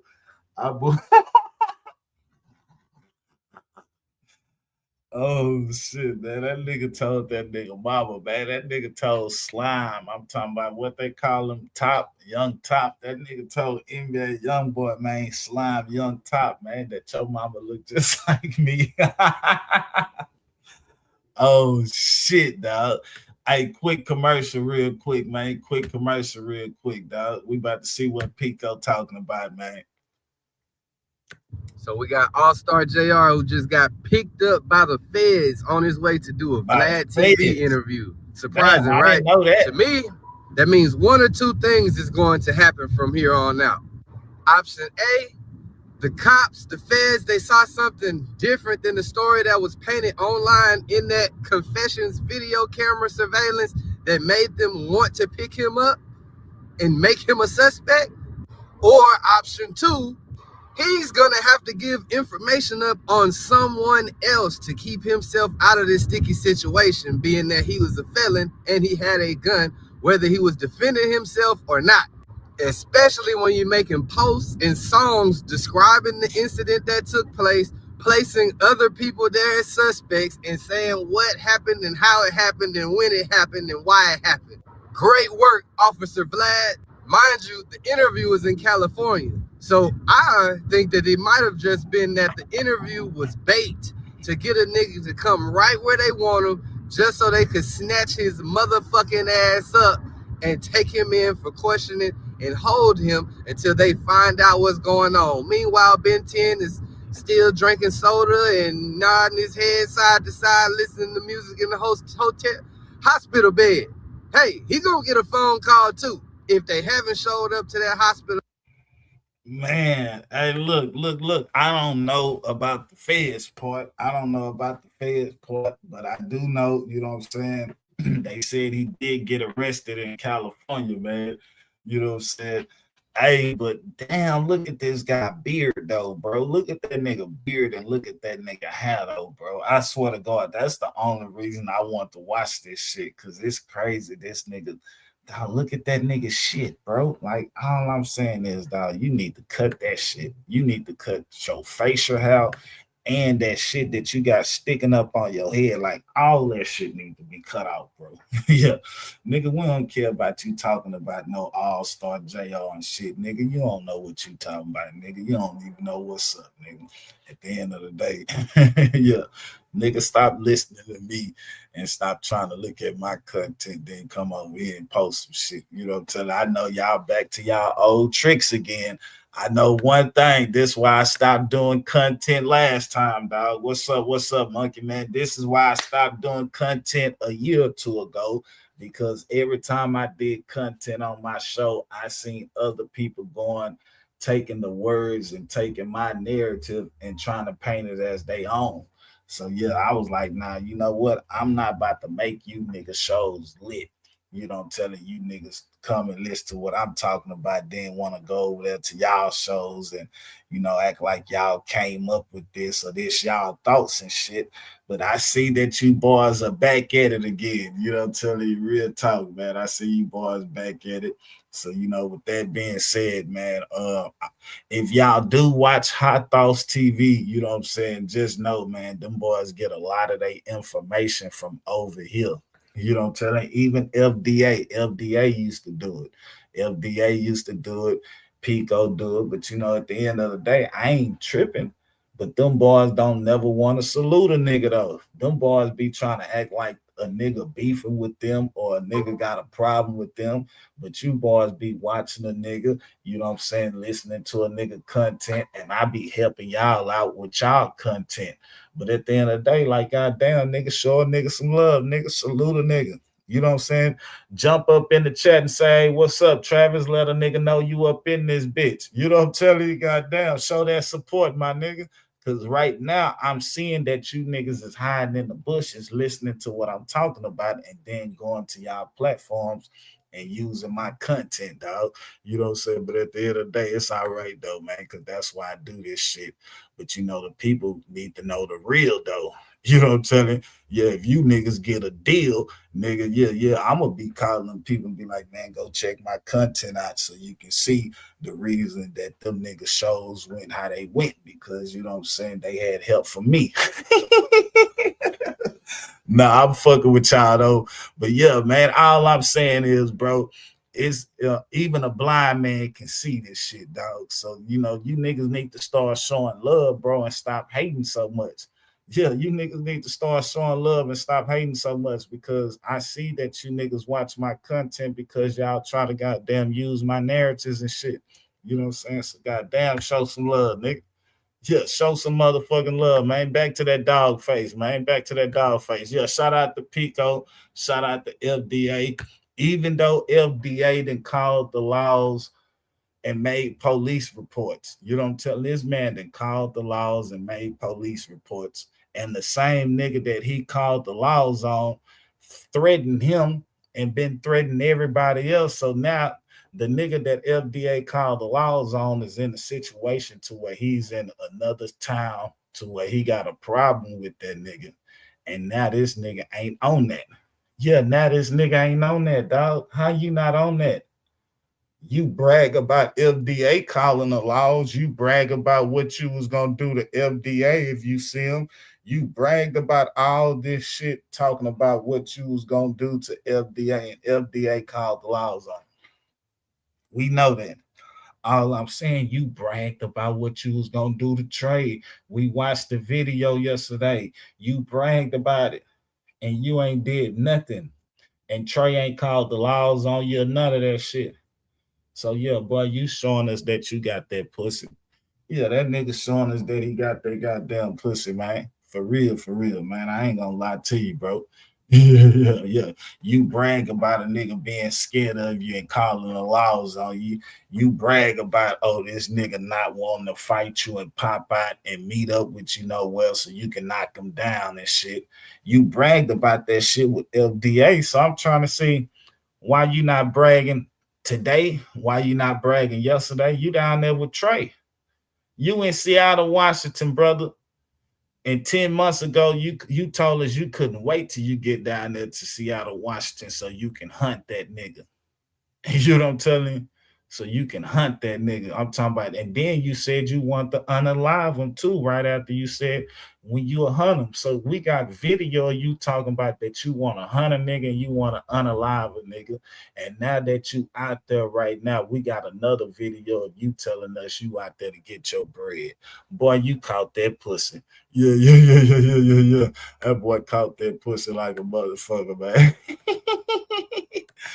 Oh shit, dog. Hey, man, I'm talking about, hey, shout out to that nigga Trey, you know what I'm saying, for punking that nigga. You know what I'm telling? Shout out to Trey for punking that nigga, because that's all I see. I see that Trey actually punked you. And this is, I ain't gonna lie to you, you talk shit about you pulled up here, you pulled up there, but nigga, we see that you in Seattle, Washington, and you ain't got all that energy that you be having when you talking about this nigga or that nigga. I'm trying to see why you ain't got all that energy that you've been having. Why you ain't got that same energy for 5 days ago? Because 5 days ago you felt different. Yeah, 5 days ago, he was still a bitch ass nigga. You can't wait till you get down there so you can do something to him. So all I'm saying is, how has it changed now? You had a change of heart when you touched down. So you telling me you touched down and got scared. That's all it is. You touched down and got scared, don't motherfucker, man. Or nigga, you never was on that. Or you can be like, I never was on that. I was just doing content for YouTube, man. Hey, we got Monkey Man coming up here, man. Shout out to that boy Monkey Man coming through, man. What's the motherfucking deal, G? Can you hear me? Yeah, I can hear you right now. Hold on. Yeah, man.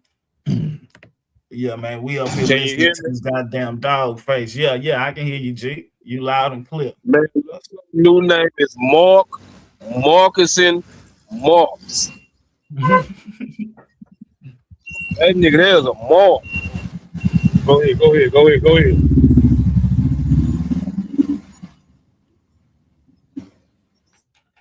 Nah, straight up Mark, bro. He's straight up here, straight up Mark. And then look, bro. You know what I'm saying? You know, we got the content, so as we got the content, man. I'm gonna go pull this shit up, man.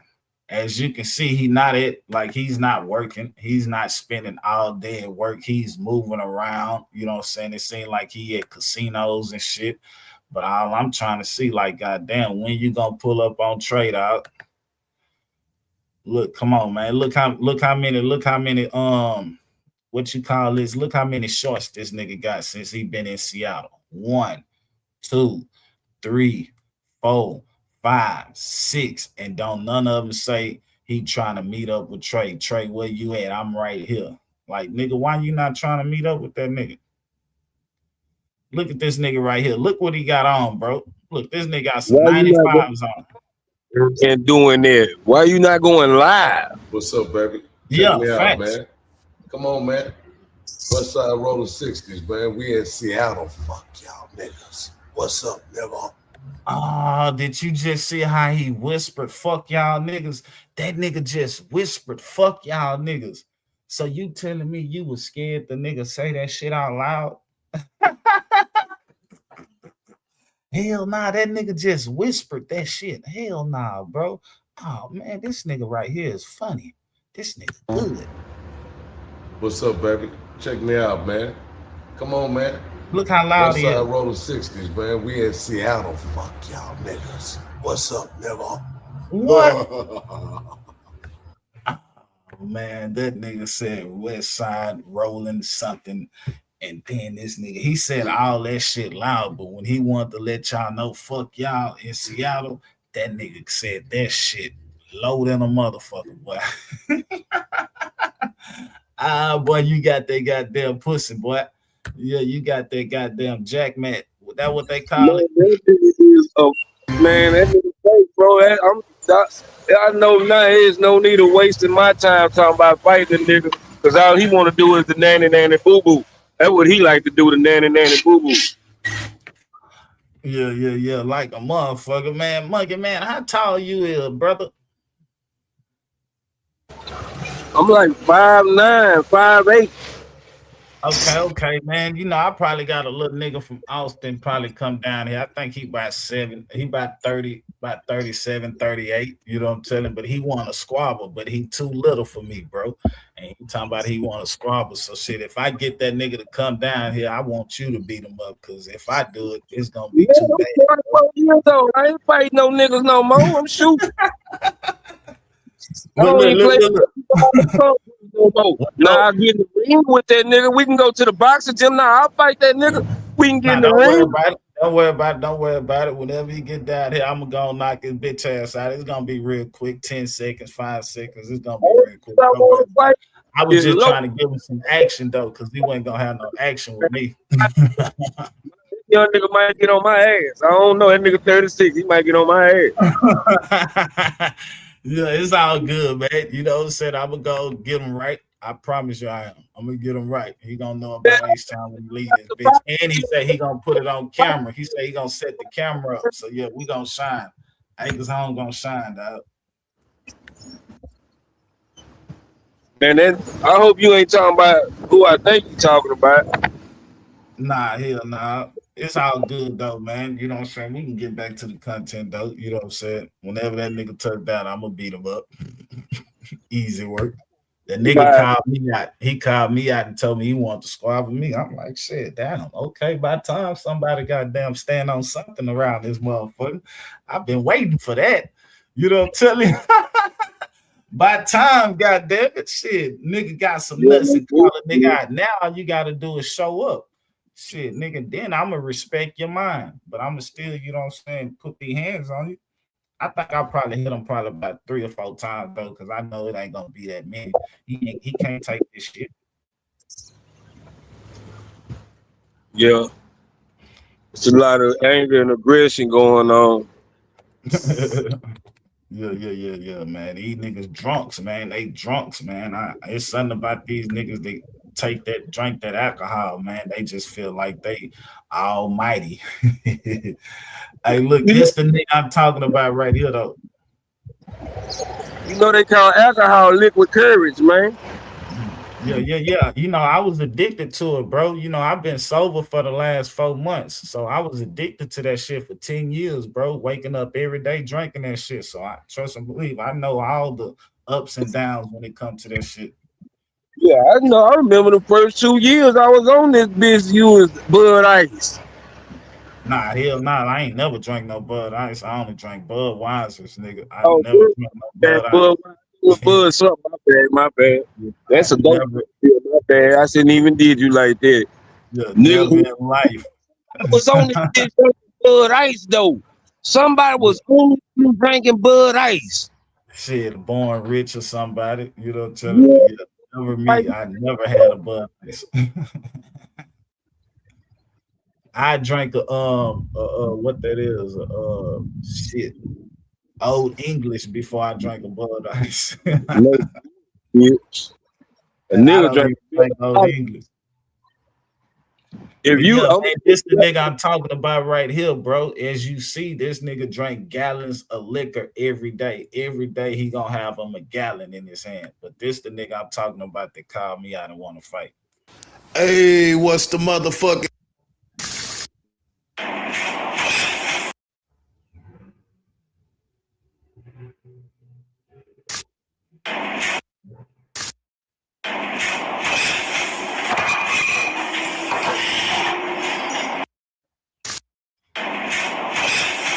Yeah, that's crazy. They won't even let me show this motherfucker here. Probably in my purse. This the nigga right here, man. I did, baby. Put that bottle down challenge, man. We gotta put that bottle down challenge, dog. That's the new challenge, man. Make this challenge go viral, bro. We need this challenge to go viral, bro, because I want to save the black people lives, bro, because I notice it's a lot of black people that's just dying because they alcoholics, and y'all probably don't even know that you dying from being an alcoholic. So I have a challenge that I want to goddamn go viral. I want this bitch to go viral, dog. Put the bottle down challenge, my nigga. Let's make this go viral, my nigga. Let's save our lives, my nigga, because we see if it was up to the white folks to save our lives, they gonna keep feeding us what they want to feed us that's gonna kill us and give us cancer and shit. So at the end of the day, let's start this challenge, my nigga, so we can save our race, so we can save our black people, my nigga. I'm really on that type of shit. That's what I'm really on. You know what I'm saying? Even though it's funny, but we need that put the bottle down challenge, man. Save a life or save two. You can save one life or you can save two lives, nigga. Put the bottle down challenge, nigga. We live. Lil Travis from AcresHome. Eric Scott in this motherfucker, man. Shout out to Eric Scott, man. Right there, though, that's some real gangster shit. Put the bottle down, nigga. Don't let something with no brainwash you, man. Control you, bro. Don't let that alcohol control you, man. Drop that bitch. Yeah, put that shit down, bro. I'm talking about, I done seen this nigga every day now with a new bottle, getting drunk than a motherfucker, can't even walk around his own house. Nigga, you can't even walk around your own house. You know what? I'm gonna tell you like this, bro. If your wife loved you, my nigga, she wouldn't have told you to go to the store. Your wife knew you was drunk and shit, my nigga, and she still made you go to the store. So that lets me know, goddamn it, that she want that insurance policy off your ass.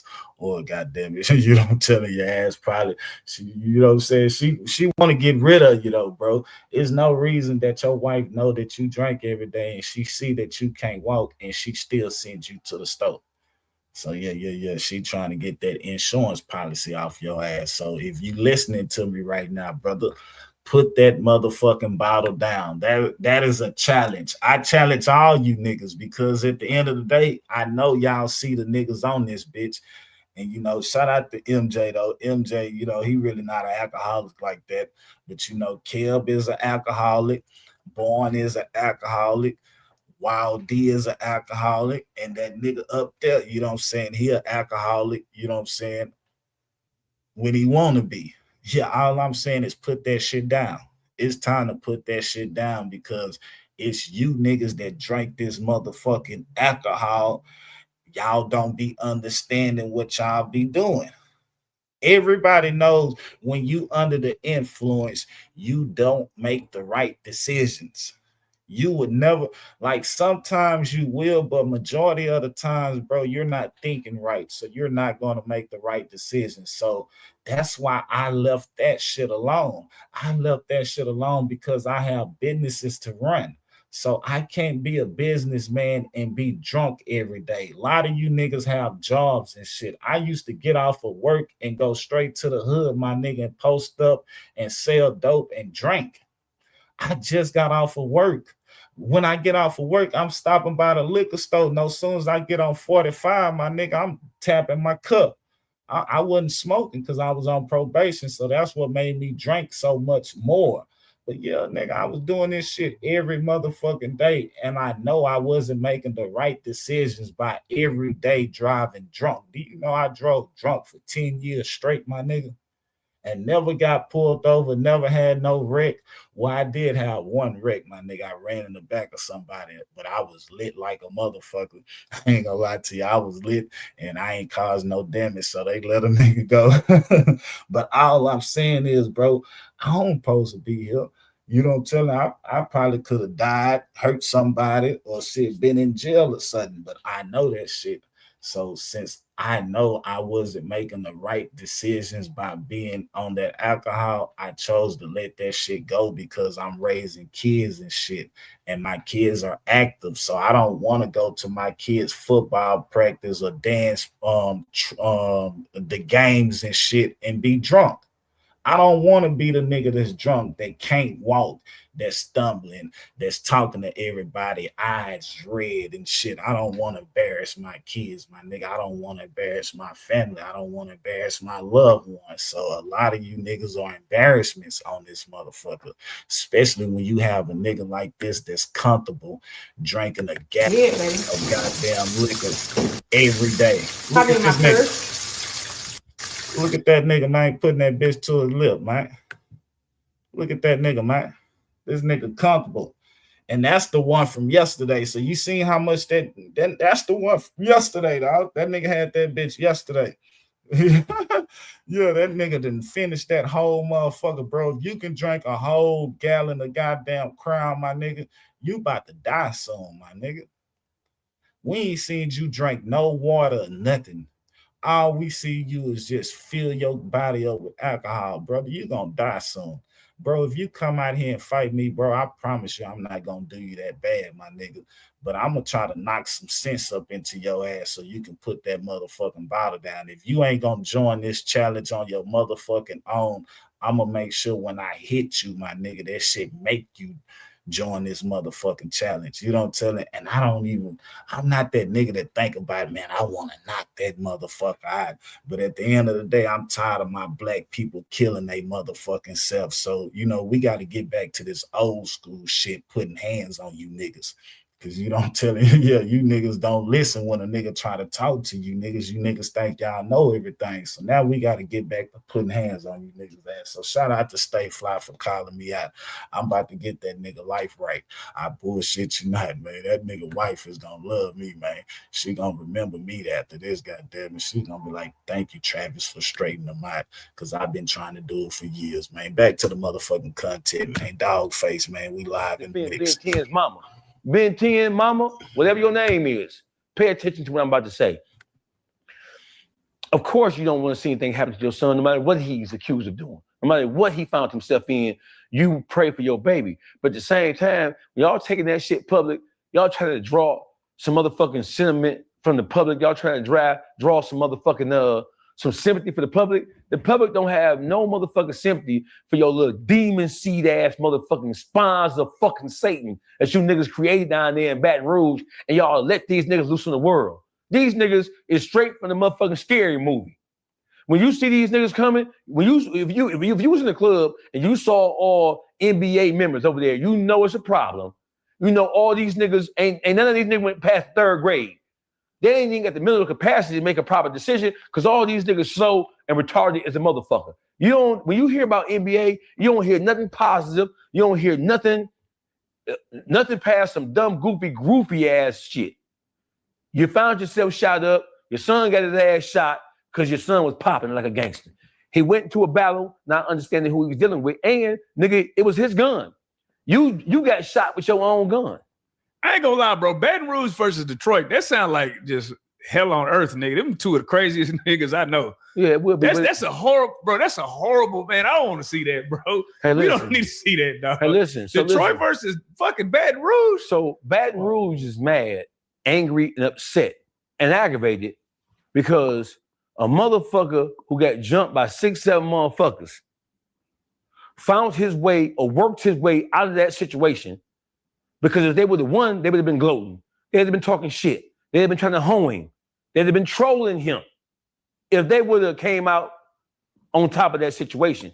They're mad because a motherfucker shot. But if you a real nigga, I don't give a fuck where you from. If you a real nigga, once it's explained to you what happened, first of all, what was y'all problem with AllStarJr? We don't have one. So shouldn't that be the narrative? Hey, it man, Detroit don't got a problem with Baton Rouge. But we just got a problem with a few niggas. Yeah, but watch this, right? Like, we don't have to explain that shit to you niggas. You niggas should be asking the NBA members. Y'all have embarrassed us. What happened? Listen, OG3 and everybody else who was there, that's who owed Baton Rouge some understanding. That's who owned the whole state of motherfucking Louisiana some understanding. It ain't Detroit don't owe no motherfucking Baton Rouge and nobody else no explanation. Y'all know what happened. If y'all mad at somebody, y'all should be mad at the members from y'all community who put themselves in a situation fighting over a bitch, arguing over a bitch, and get themselves smoked down to the ground about a bitch they probably ain't never even met. If they have met her, they don't even know her. So y'all got 2 members sitting in the hospital, paralyzed, fighting for their motherfucking life, fighting to live some type of good quality of life from this point forward, all because of some shit that had nothing to do with y'all? What happened to a mother? See, that's why niggas, this is supposed to say niggas is slow and retarded and stupid. If you mad at a motherfucker, you should be mad at the motherfuckers who put y'all in a predicament to where motherfuckers is questioning y'all. Ain't nobody questioning Baton Rouge gangster, bro. Ain't nobody questioning them niggas get busy. We know they get busy. But the whole point, if you want motherfuckers from Detroit to feel sympathy for y'all, ask yourself, when have niggas from Baton Rouge ever felt sympathy for anybody who they got down on? It's y'all turn to wear a dunce hat. It was Atlanta's turn with Young Thug and the rest of that goofy ass shit down in Atlanta, right? Now it's y'all turn. The whole motherfucking thing gets switched. If it wasn't for Gucci, man, if it wasn't for Gucci stupid ass, then Baton Rouge y'all would be, but Gucci's shit is still a major violation. Yeah. So he's still here. Man, so let's get to the Gucci, man. We here now. Okay. Hold on, let me set the tape. All right, so boom. So Gucci, man, has a situation with Pooh Shiesty here in Dallas. We covered it. Go check out the last Dogface interview. Now, what we did not see coming, we heard rumblings of RD in the paperwork. Did he tell? Did he not? He just flat out jumped out the window and did a diss track over a Zaytoven beat. And I think what he was going for was the truth type of, remember when he did the Truth versus Jeezy? I think he was kind of going for that vibe, but it backfired. Yeah. Explain from your perspective, was he in violation for doing that? So first of all this shit, so let's just make sure we clarify something, right? Because this whole concept of who is and who isn't a civilian after they have engaged in street shit for 45,000 fucking years. Hey, listen, bro, I have a form and I'm going to give it to you so we can start to distribute this shit. It is called the street nigga renunciation form. If you were a street nigga and you no longer want to be subject to street rules, that's cool. That's cool. But you got to sign up. You got to sign this motherfucking form. Is it a fee that comes with this? Is it a fee that comes with the application? No fee. Because, hey, listen, if you don't want to partake in the nigga shit, cool. If you was once living the street life, you sold dope, you robbed, right? You did all kind of shit, and you don't want to participate in that shit, and you don't want to be judged according to the street rules and the principles that supposed to support and undergird all the shit that happens in the street, you ain't got to partake in that shit, but you got to make it known. You can't wait till gangster shit happen and then decide you want to not play by the rules. So that's what we got going on here. What we got going on here is niggas are finding themselves in predicaments where they have a decision to make about whether they want to talk or not talk, whether they want to keep it gangster or not keep it gangster. And oftentimes, as we now see, these niggas ain't keeping it gangster. They ain't been keeping it gangster. So niggas want to go the civilian route when they didn't broke bad. No, nigga, you got to sign this motherfucking application first. It's called a re-entry application. I want to go back to be a civilian. You gotta say that out your mouth first, so that we don't expect your bitch ass to stand on the principles and the morals and the code of conduct that makes up the shit that we call the streets. Is the streets some stupid shit? Yes. Are we supposed to be participating in that shit? No. Was the streets made for niggas to sell dope and rob and steal and kill forever? No.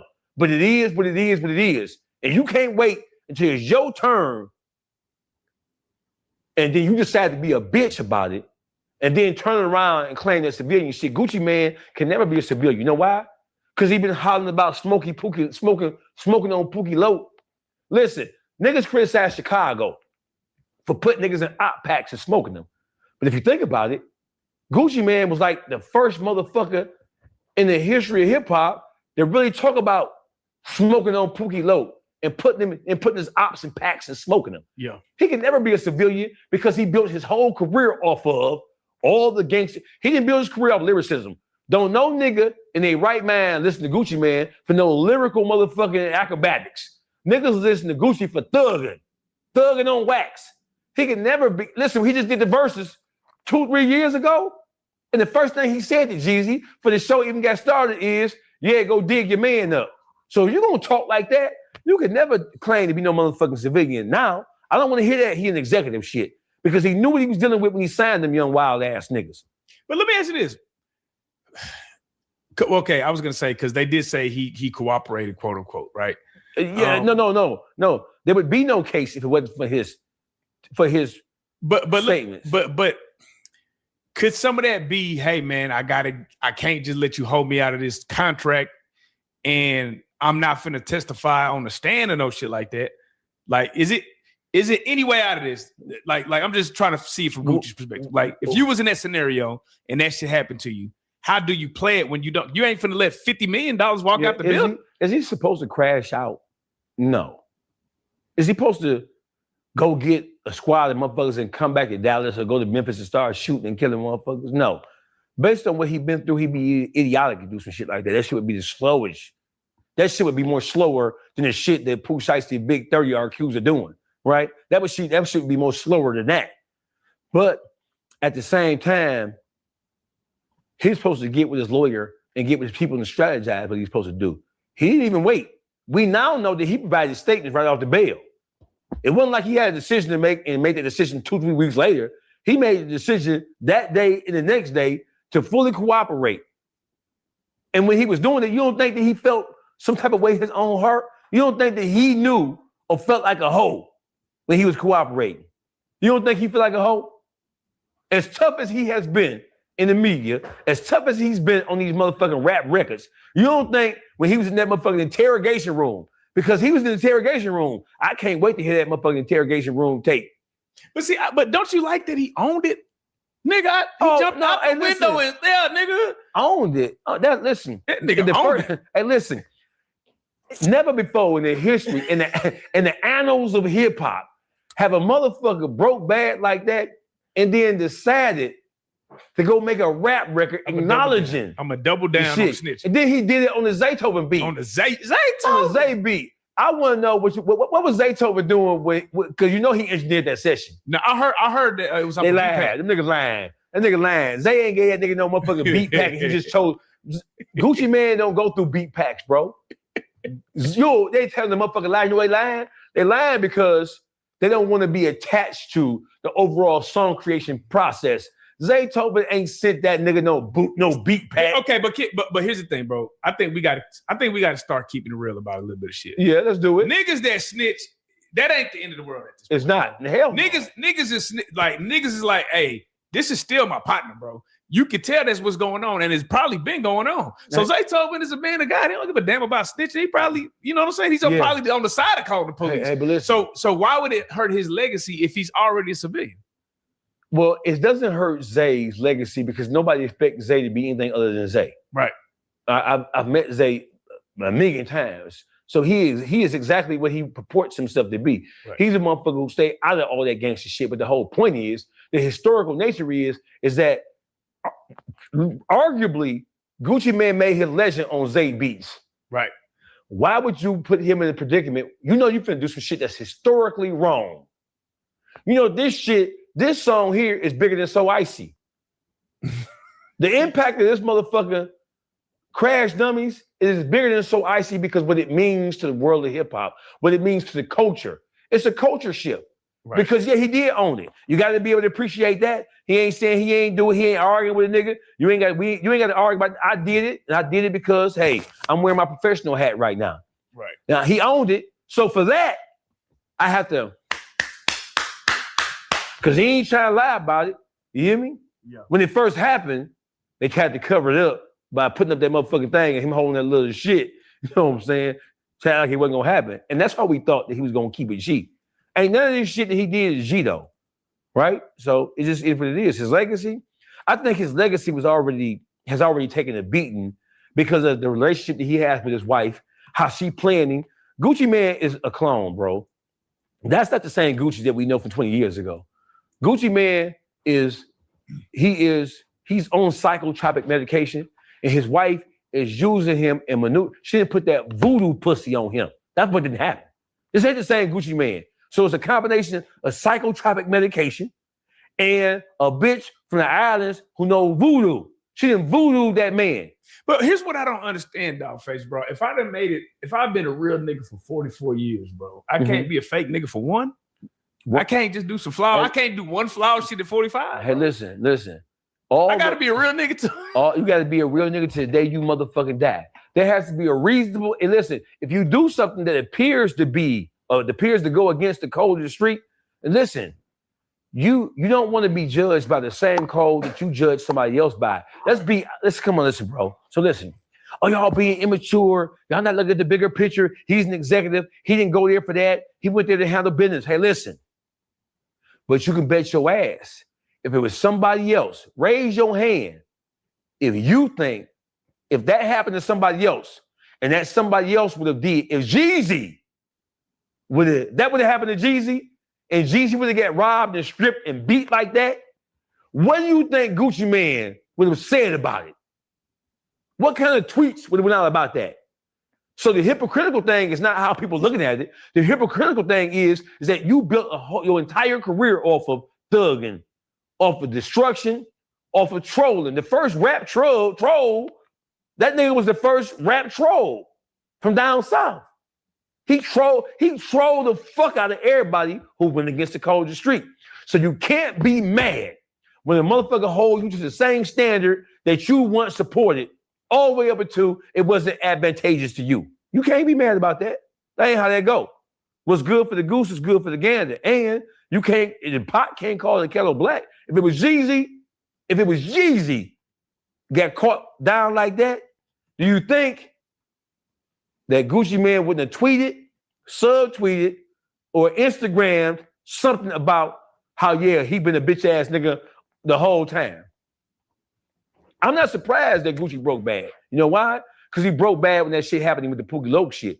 He had to say what happened because he blamed the motherfucker.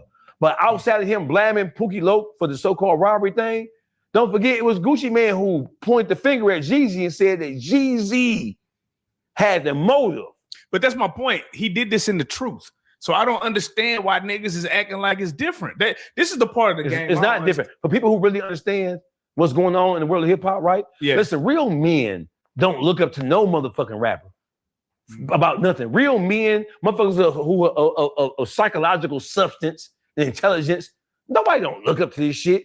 But it's not about Dogface niggas looked up to no, not no. A lot of niggas. Street niggas. Listen, let me back down. He was the one that niggas didn't question, bro. This is the one. I think niggas I never really heard niggas question. Listen, motherfuckers know that he told on Jeezy, bro. Who? But niggas just listen. Niggas never said and that. Listen, niggas never said it because of the power and influence he had. See, but if you talk to motherfuckers in the right circles, they've been saying that he been flawed ever since that whole Pookie Loke shit.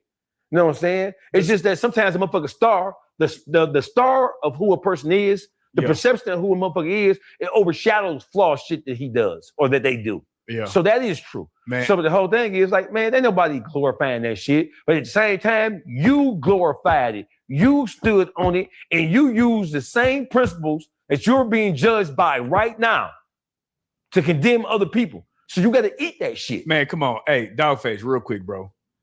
We gonna have Dogface rewrite the rules of the streets right now. Oh yeah, because the shit's all fucked up. Yeah. All right, let's do it, bro. Give us your 5 street commandments, bro. Bro, the number one is be true to yourself. Don't do the crime if you can't do the time. That's where all this shit stops. That's the Mount Rushmore of street shit. It all starts with don't put yourself in a predicament. Know who you are, understand who you are, and understand your limitations. And then use that understanding to guide yourself through different shit that you may find yourself in when you operate in the streets. That's the only principle. Be true to yourself. That's it. When you be true to yourself, everything else will fall in line. If you know you ain't cut like that, don't put yourself in a predicament. Niggas acting like they're being forced in these predicaments. No, you're not being forced into a motherfucking thing. And there are circumstances and there are things that you should have been able to do to read into the possibility of what was taking place. Niggas always complain about what happens or try to justify what happens after it happens. Know who you are, be true to yourself, and don't put yourself in shit like what they said, boys in the hood. Yeah. When dogs said, man, let me out. I ain't with all that, bro. Up to this point, right? But up to this point, I'm in the back of this car. Y'all asking me to do some shit I know in my heart that I can't do and I can't live with it. Let me out. So motherfuckers not being real and they ain't being true. Motherfuckers are actors and they're allowing themselves to be influenced. Be true to yourself, understand your limitations, and don't allow yourself to be misled into something out of fear or out of peer pressure that you're gonna be condemned if you don't do it. I'd rather they condemn me for not doing some shit in the streets than I find myself in the courtroom having to fight for my motherfucking life. I would rather that be the case. I ain't gonna lie, bro. You got the TikTok turned up, bro. You got this bitch turned up, man. They ain't here going left and right. Let me ask you this. I asked Lil Kiki the same question, right? What does maturity look like for niggas that are street niggas that turn 50, that turn 40? Like, they got to be street their entire life? Like, they can't finally just get them a woman to settle down? No, they don't. So listen, maturity for somebody who is of age, for a motherfucker who in their golden years of street shit, what maturity looks like is hopefully, and this is all, we can like, so there are factors, there are conditions that have to take place. Hopefully, as a street nigga, by the time you get in your 40s and 50s, hopefully you've been through enough. Because just because a motherfucker old don't mean that the motherfucker is mature.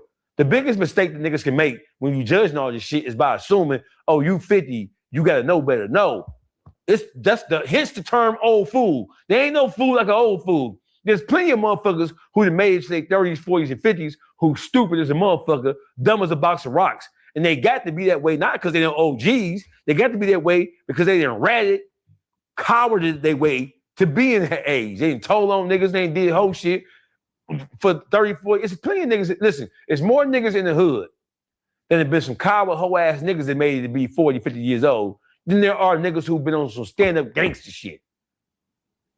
It's more of that than anything else. So what maturity what it should look like is based on my life experiences, based on getting locked up, going to the youth homes, going to the jails, going to penitentiary. Hopefully, I should have learned if I'm fortunate enough, because a lot of motherfuckers end up getting their motherfucking head knocked to the side, or they end up staying in penitentiary 30, 40, 50 years, right? Hopefully, if I made it to 35, 40, bro, listen, if you can make it to 35 in the hood and not get shot and not been in prison 2 or 3 times, you doing well. So what maturity should look like is based on my life experiences, I've been able to take from what I've been through.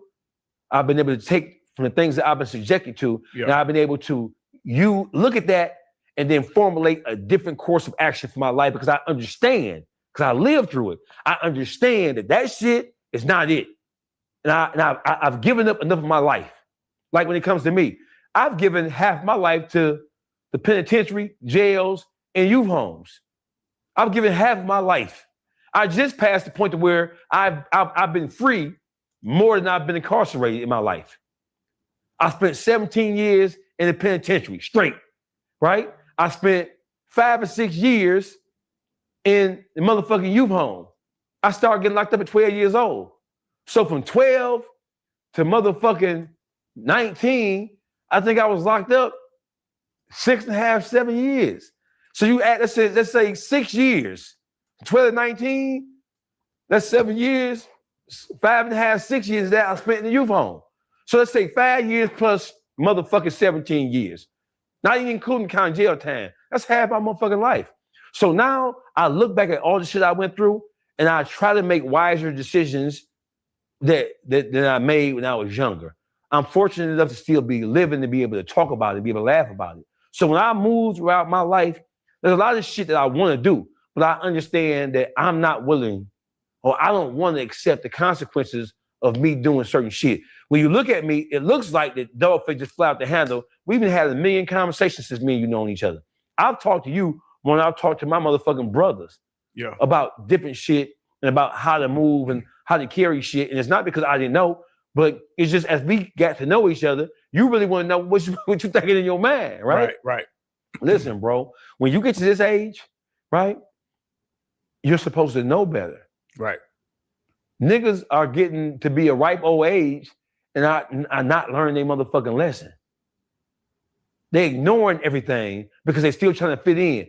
I ain't trying to fit into a bitch ass thing. I ain't trying to fit in with nan nigga. I don't give a fuck about no friendship. I don't give a fuck about what no nigga talking about. If I gave a fuck about what niggas talking about, I wouldn't be where I am right now because niggas don't want to see a nigga do nothing but fail. So the street rules is this. Understand your limitations. Don't be a follower, be in 10. Dead end Ron. Don't let a motherfucker lead you by your motherfucking nose to a motherfucking hospital room. The rules of the street is understand your limitations.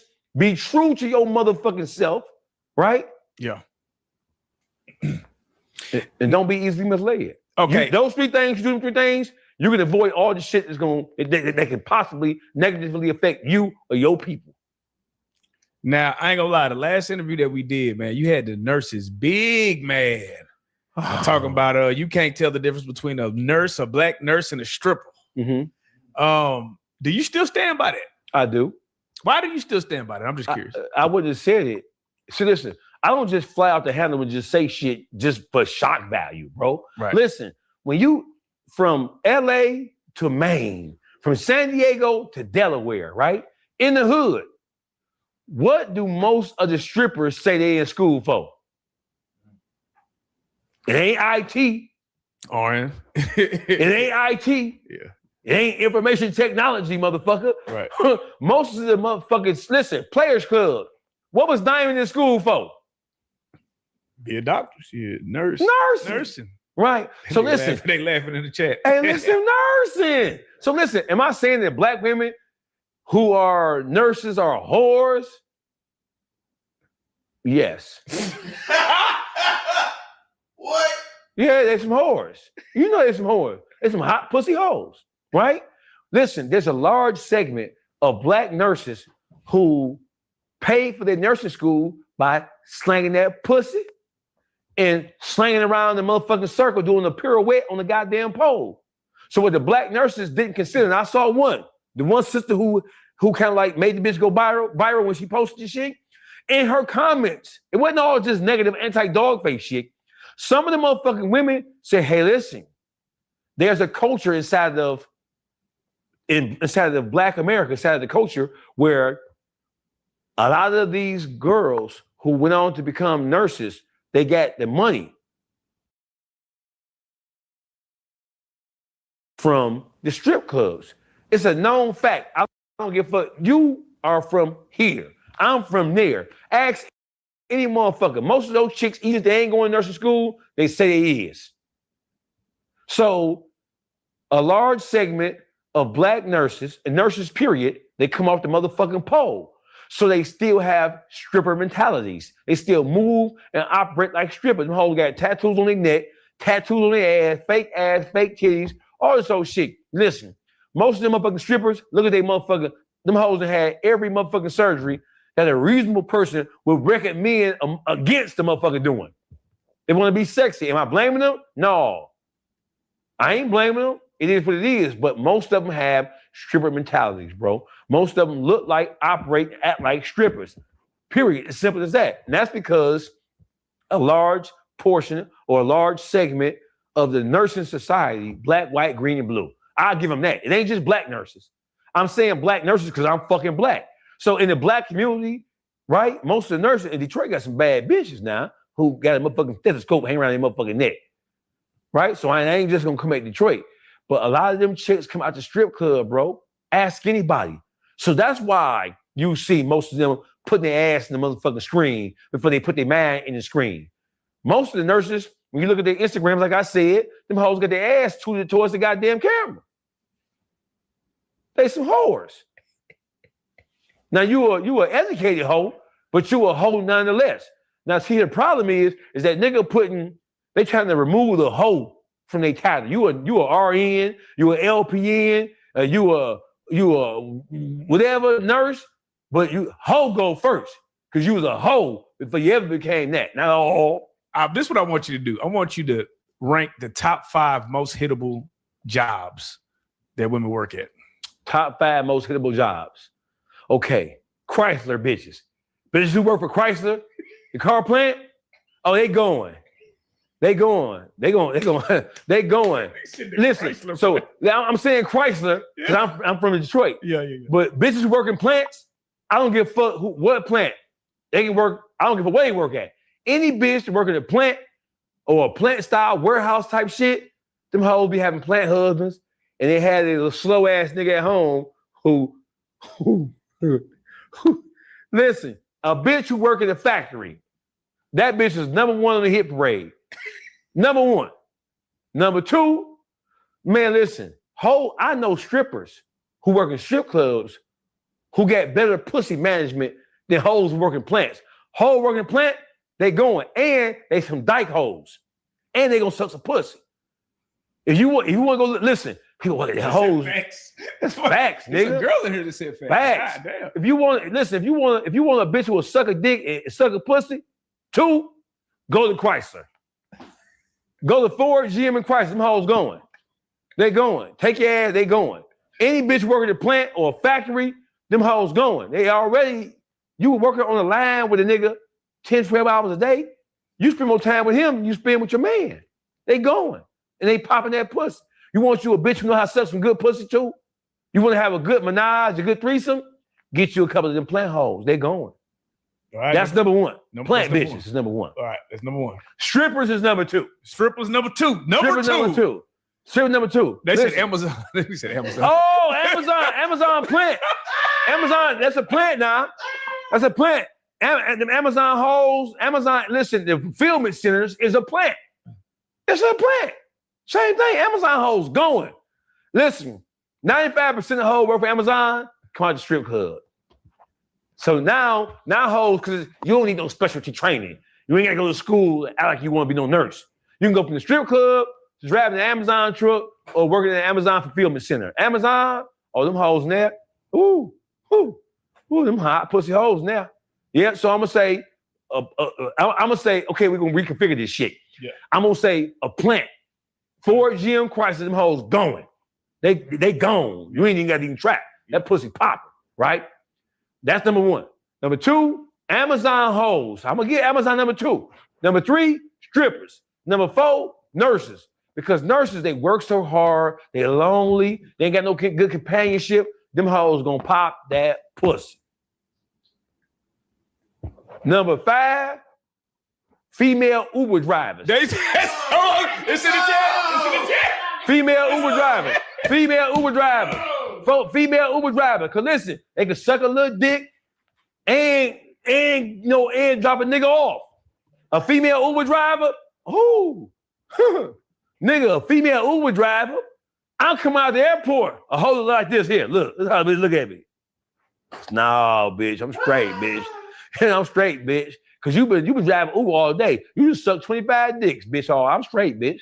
Uber drivers, female Uber and Lyft drivers gonna pop that pussy. Why wouldn't they?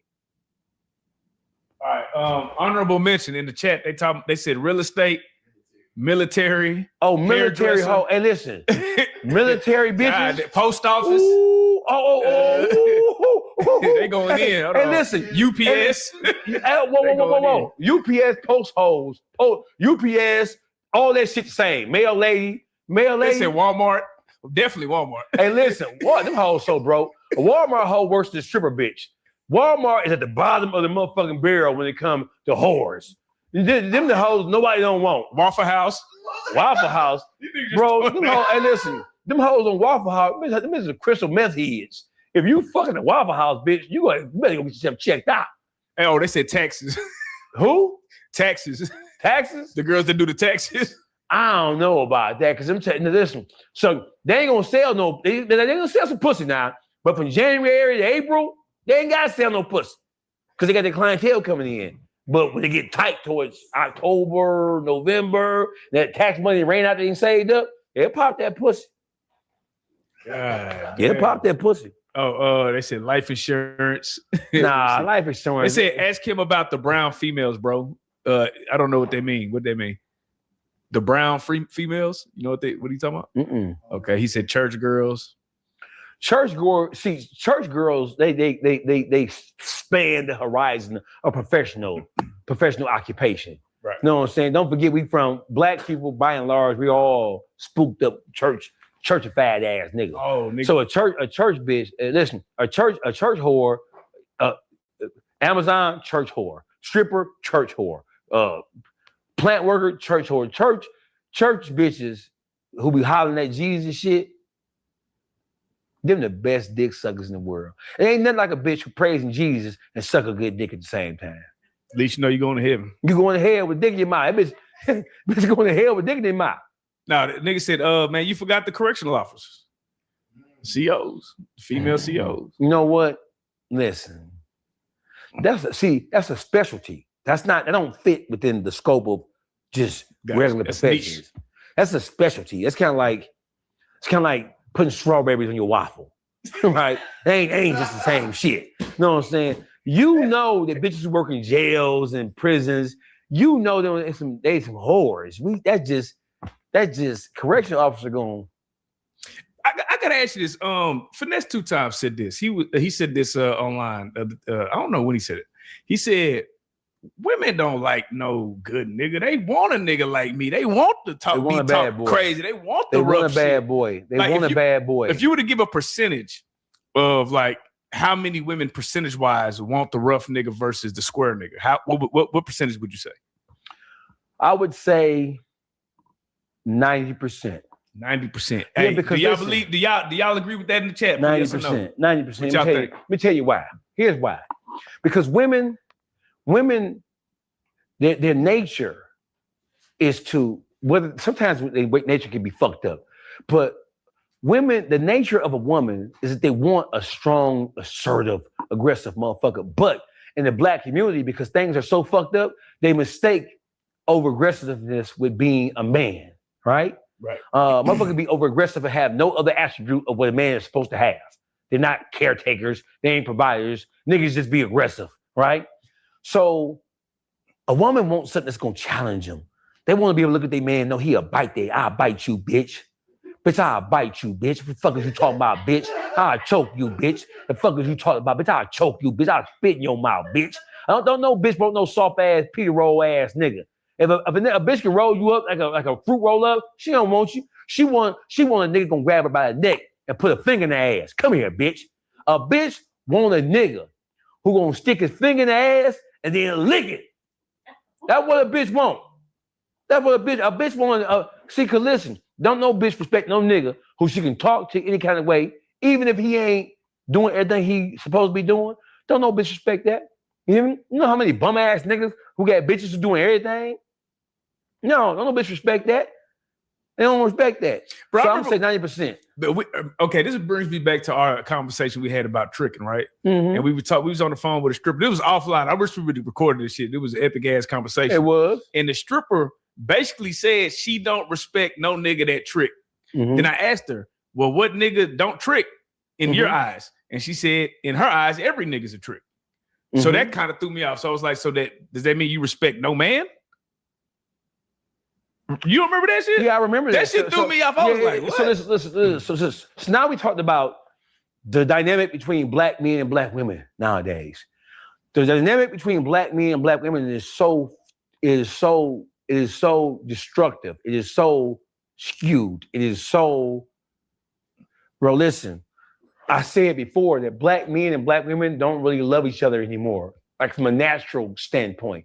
Black men and black women, they deal with each other nowadays, absent any real love or any real admiration for each other. They deal with each other because we live in such close proximity to each other that it is more convenient for you to deal with a nigga than to deal with somebody else, right?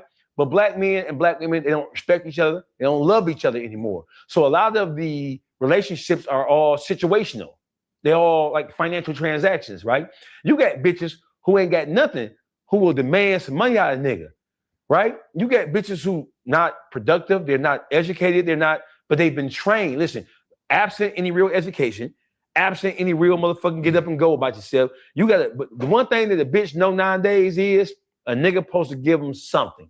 Yeah. Right? So the whole principle of free fucking, that shit is relatively out the window. You know, hoes still pop that pussy. Yeah. But the thing is, black men and black women, they don't love each other anymore. We deal with each other out of convenience and out of closeness and proximity to each other.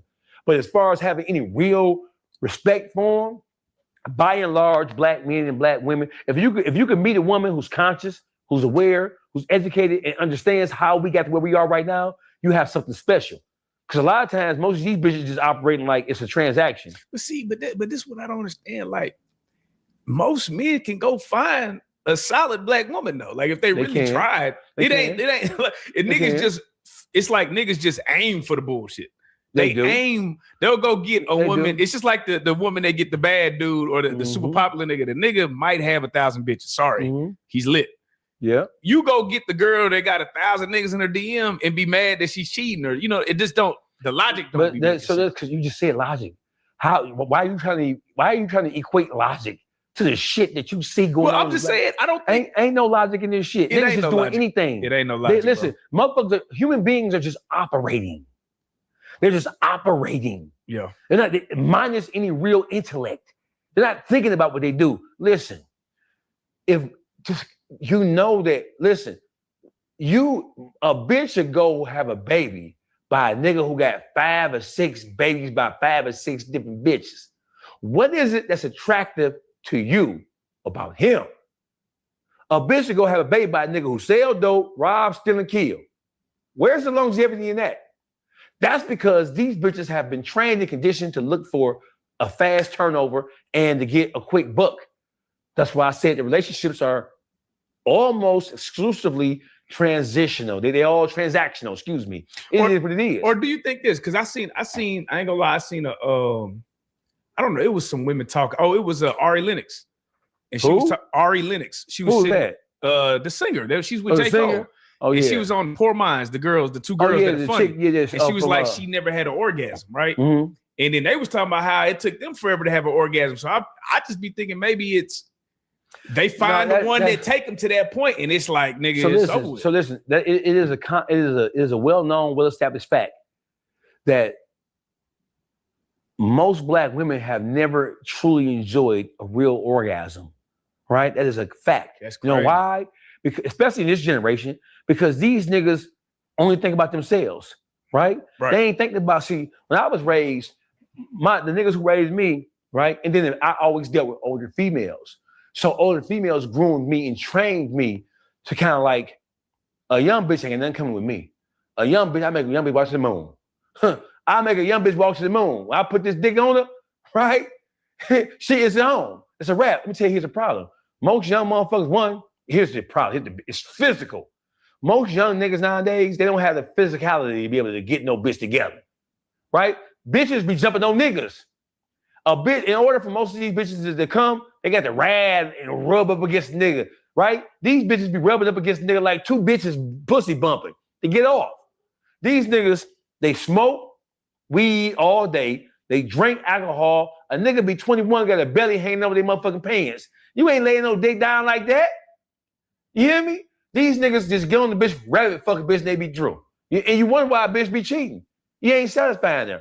These niggas, listen, as a man, let me give you niggas some game. As a man, it's easier for men to come, to ejaculate, than it is for women to ejaculate, right? When women, 75% of the time, it's not just about the physical nature of the sexual act, right? It's about a feeling. It's about a feeling of appreciation. It's about a feeling, a heightened sense of lust and companionship. Women operate differently than men, but nowadays, men don't think about nobody but themselves. Listen, as a man, it's easier for you to come than it is for women to come. Here's the secret. Don't think about yourself. Think about her. Focus on what makes her happy. Try to explore her body. Touch her in a way, kiss her in a way that's going to make her cringe and make her smile and make her laugh. Niggas don't know that nowadays. Niggas going for totally opposite. They a fucking bitch. That's why a bitch can go fuck another nigga. She can do fucking that nigga. Because she ain't got off. She don't feel satisfied. Do you think that be the source of like, because think about it, like women cheat more than men do in 2026. Black women, they cheat more than men do. Because black women, they taking control of themselves nowadays. Like, I'm not gonna be going for this shit, nigga. You gonna make this pussy do something, or I'm gonna go over here and let him make this pussy do something. Black women are tired of we already let them down. As black men, we already derelict in our responsibilities as caretakers, providers, leaders, and all the rest of that shit. We've already let black women down. So black women have to put up with all that shit and can't bust no proper nut. Oh no. No, dog face. You ever ran into that girl that just nut back to back for no reason? You be like, I know I ain't just killing this bitch this hard. That bitch done nutted 20 times. You know what? Because listen, some of them be backed up though. They be backed up because they ain't bust no good. These niggas not making these bitches rock and roll. These niggas on the bitch, they be high, drunk. They don't know what they did to a bitch. You hear me? So then on top of that, all they gonna do is eat pussy all day. They ain't laying no dick down no bitch. You can't control no bitch by eating no pussy. Listen, you can't control no bitch by eating no pussy. You can't tell no bitch to shut the fuck up if all you can do is eat the pussy. No, you gotta lay that dick down on the hoe. You gotta break a bitch's soul. You gotta bite a bitch. Hey, if you gotta pop an enhancement in order to get it done, is that cool or is it? I'm going all natural, but I'm just saying, listen, if you gotta do what you gotta do, listen. God damn it, that's like saying if a bitch get a BBL, she's still sexy. A bitch don't give a fuck what no nigga to pop, as long as you make that pussy do something. You hear me? A bitch don't give a fuck. You know, so you can blow your balls up trying to do that shit all day. Here you go. Your balls gonna explode on your bitch ass. You keep that shit going. You hear me? You gonna have about a good 10-year run, and by the time you get to be in your 40s, you're gonna be impotent, nigga. You're gonna have an ED. Hey, you know who was kind of ahead of the game? The most spiritual girls that be lighting incense, and the health girls. The health girls, they be having all the remedies to make a nigga do what it's like that. The most spiritual bitches with the bitches on the neo soul hoes. Them hoes don't be doing no dishing. You hear me? Them old neo-classic soul hoes, them hoes, dishing. They don't dish that pussy. That pussy natural. That pussy got a little stank to it. You hear me? Woo. You hear me? Them old neo-classic soul-ass, incense burning hoes, that's real, genuine pussy. That's pussy. The bitch had a little hair on their arm. Bitch got a little hair on their arm. Hey, listen. Hey, you want some good pussy? Get a bitch with a little hair on their arm. On their arm. Get a little bitch like that pussy fire. That's fire pussy. Because, bitch, you got to have some nerve to present that pussy with a little hair on it. And have a little underarm. See, she ain't focused about nothing but pleasing another motherfucker. That old incense burning bitch, burn the incense on me, bitch. Burn me. Pour some hot wax on me, bitch. Pour some hot wax. Bitch, I'm like that, bitch. I'm like that. Nah, that shit crazy, bro. Man, it's so funny because Melissa Ford tapped in when you were talking about you know, how black men let the black woman down. Yeah, she did. And you know, one of the things I thought about. One of the things I thought about was the way we present, right? Mm-hmm. Because I said I made that clip, right, or somebody made that clip, and I was like, man, Dollface was just shitting on black women like 2 minutes before this. No, but it's because But what I'm saying is this particular clip went crazy because of you were saying some real shit, but it was something that the women can feel. Yeah. So what my question for you is like, when you look at shit like that, do you ever say to yourself, man, I'm gonna just start pandering to black women? Because that does seem to be a lane that niggas can take to take off. You know how this media shit I know go. how to. No, listen, bro. So listen. So something that appears to be contradictory.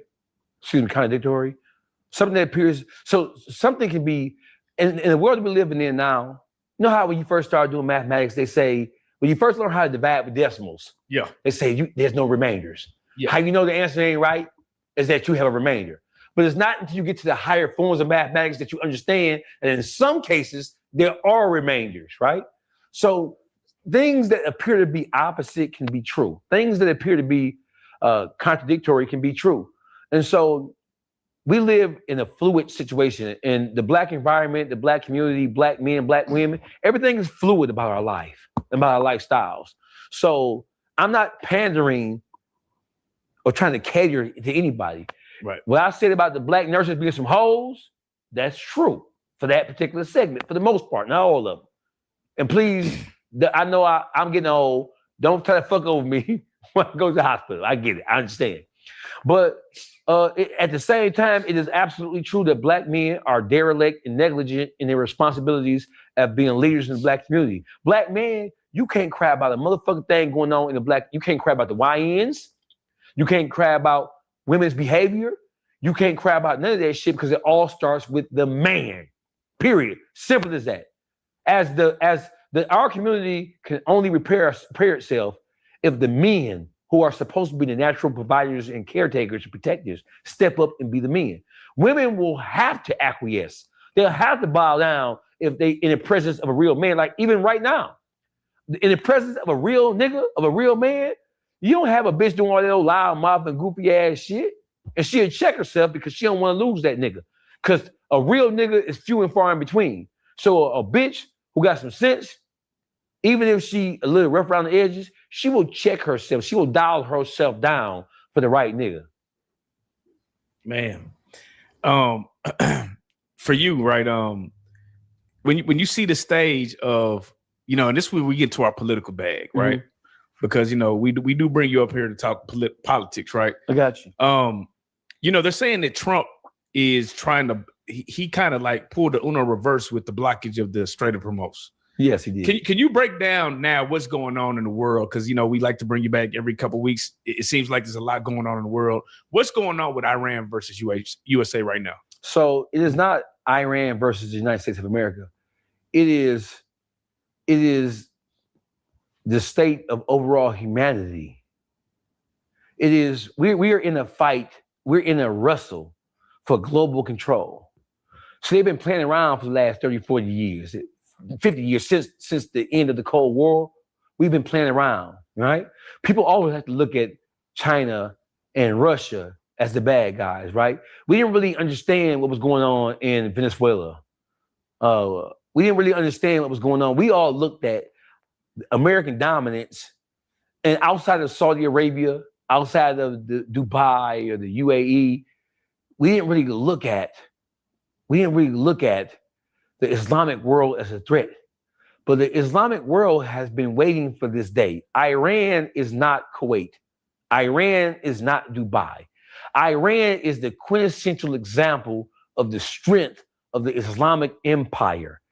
So when you attack them, they've been warning them for years about that. They're going to fight. Listen, let me tell you something, bro.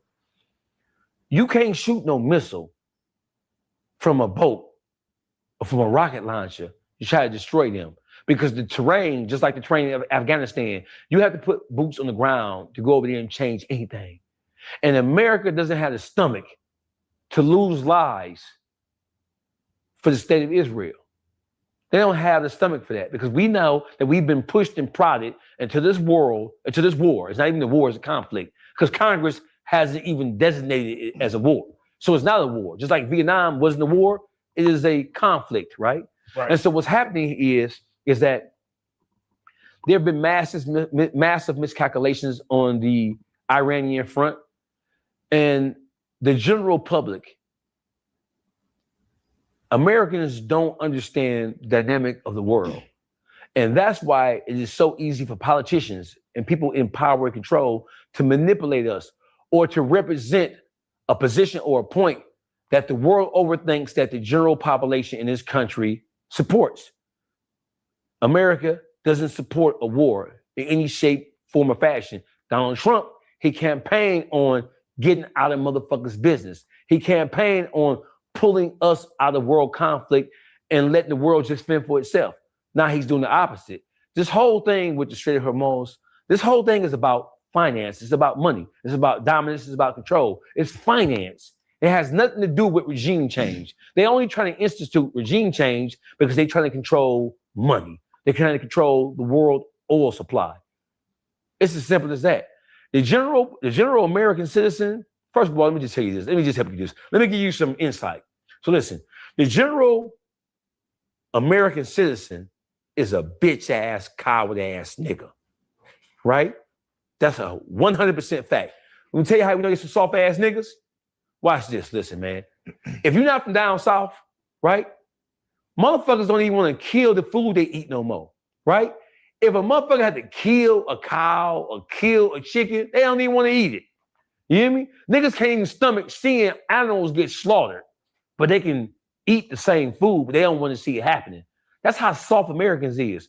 We have come so far, and American citizens have come so far out of the agricultural age and come so far out of the things that really build the community. We don't want to do shit no more. We pussified, we punktified. Have you ever killed a chicken and ate it? Mm-mm. You don't even want to see a chicken get killed, but you'll eat that chicken, won't you? Yeah. That's how soft we are. That's how soft we are. So what's going on in Iraq now? It is the basis, and it's going to decide the economy of the world for the next 100 years. They want control of that territory because that territory is so minerally rich.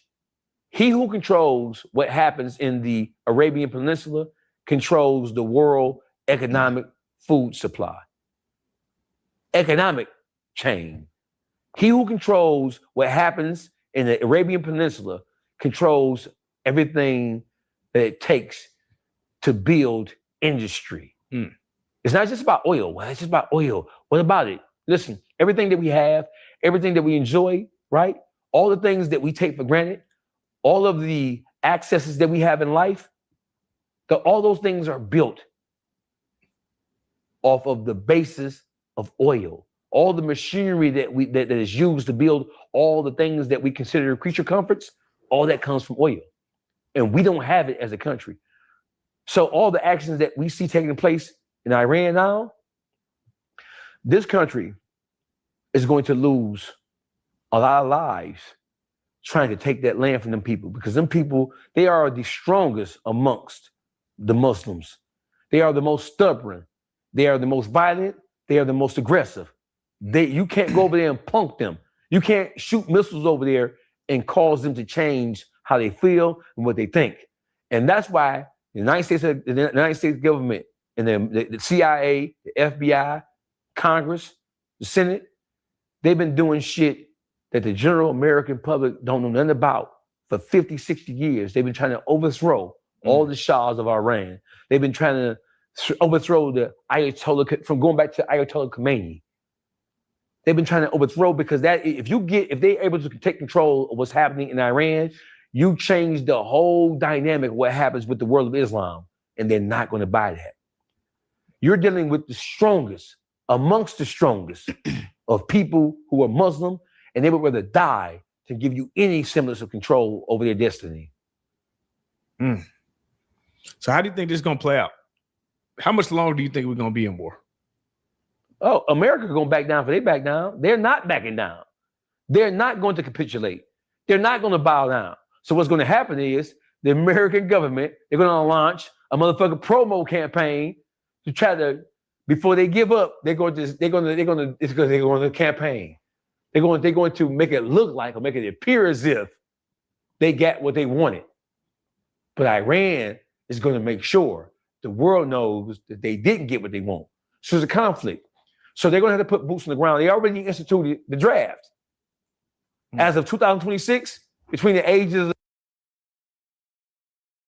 18, I think, and 26, they reinstituted the draft just in case that we had to put boots on the ground over there. So once your nephew, niece, your sons start to get shipped over there and getting their ass blew the fuck up, I guarantee you it'll change the way you think about all this shit. But right now, there's no sacrifice being made because niggas shooting missiles from the sky and from drones and from boats 1,000 miles off the coast of motherfucking whatever. Man, back to the ignorant shit. Do you feel like Jay Prince Jr. is messing up his dad's legacy? I feel like Smack Wilder, that you asking that dumbass question. And I love you to death. Why you asking me that dumbass question when you know the legacy of Rap-A-Lot? Listen, we need to get the fuck rid of this motherfucking mob ties shit. Ever since mob ties been in effect, that shit ain't been nothing but a bunch of goofy dumbass shit. Mob ties, Rap-A-Lot. When you think about Rap-A-Lot, we think about strength. We think about business savvy. We think about command. Without Jay Prince Sr., you don't have none of the shit you see happening in the South. Period. Ain't no motherfucking Master P. Ain't no motherfucking Tony Draper. Ain't none of that. Ain't no motherfucking Birdman, Slim, none of that shit. Listen, the South owes everything to Jay Prince. Everything. Atlanta owes everything to Jay Prince. The two most impactful people in the history of Southern hip hop is Jay Prince Sr. and Luke Skywalker. It don't get no bigger than that. Nobody has made more sacrifices to build and to take control of hip hop than those two human beings. Jay Prince, listen. So Junior, don't forget, Junior was born a millionaire. Junior is really a trust fund baby. And that's of no fault of his own. Because Senior was supposed to put his kids in a position to win. But like he said in his book, right? Did you ever read a Senior's book?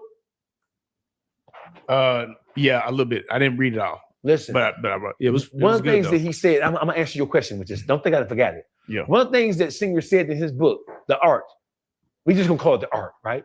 Is he talked about the dichotomy of how Black people raise their children, Black people who live in poverty and Black people who have some degree of affluence. He talked about how Black people who raise their kids in the ghetto, right? They don't shield their kids for anything. They want their kids to see the world for what it is because they think they're making them stronger by showing them drugs, by showing them all the crazy shit that goes on in the community. They want them to see it because they know if I can see it, if I can teach them this at a young age, they know how to navigate their way around all the crazy shit they're gonna be subjected to see, right? Right. So Black people who live in the ghetto, they don't protect them kids for nothing. They want the kids to see the worst of the worst because if I show you the worst of the worst, you'll be able to take what you see and navigate your way around it, through it, over it, or beneath it, right? So rich people, people of means of substance, they try to shield their kids from the ugly part of life. They don't want them to see it. That's why most of the kids who grew up in affluence and grow up in wealthy environments, they are drawn back to all the crazy shit because they want to see it, right? Jay Prince Jr. Jr. is a trust fund baby. He's trying his hardest to live up to the reputation of his father. And I'm trying to say this with as much respect and as I possibly can. I want to give Senior his props. I grew up listening to the first motherfucking Ghetto Boys.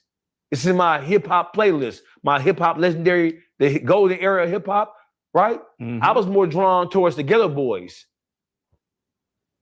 than I was to anything else coming up, right? Because I like how raw they were. My family originally from Alabama and Georgia, right? So I like how unapologetic and how raw they was. Right. In the face of motherfuckers from up north trying to hold them back. Jay Prince Jr.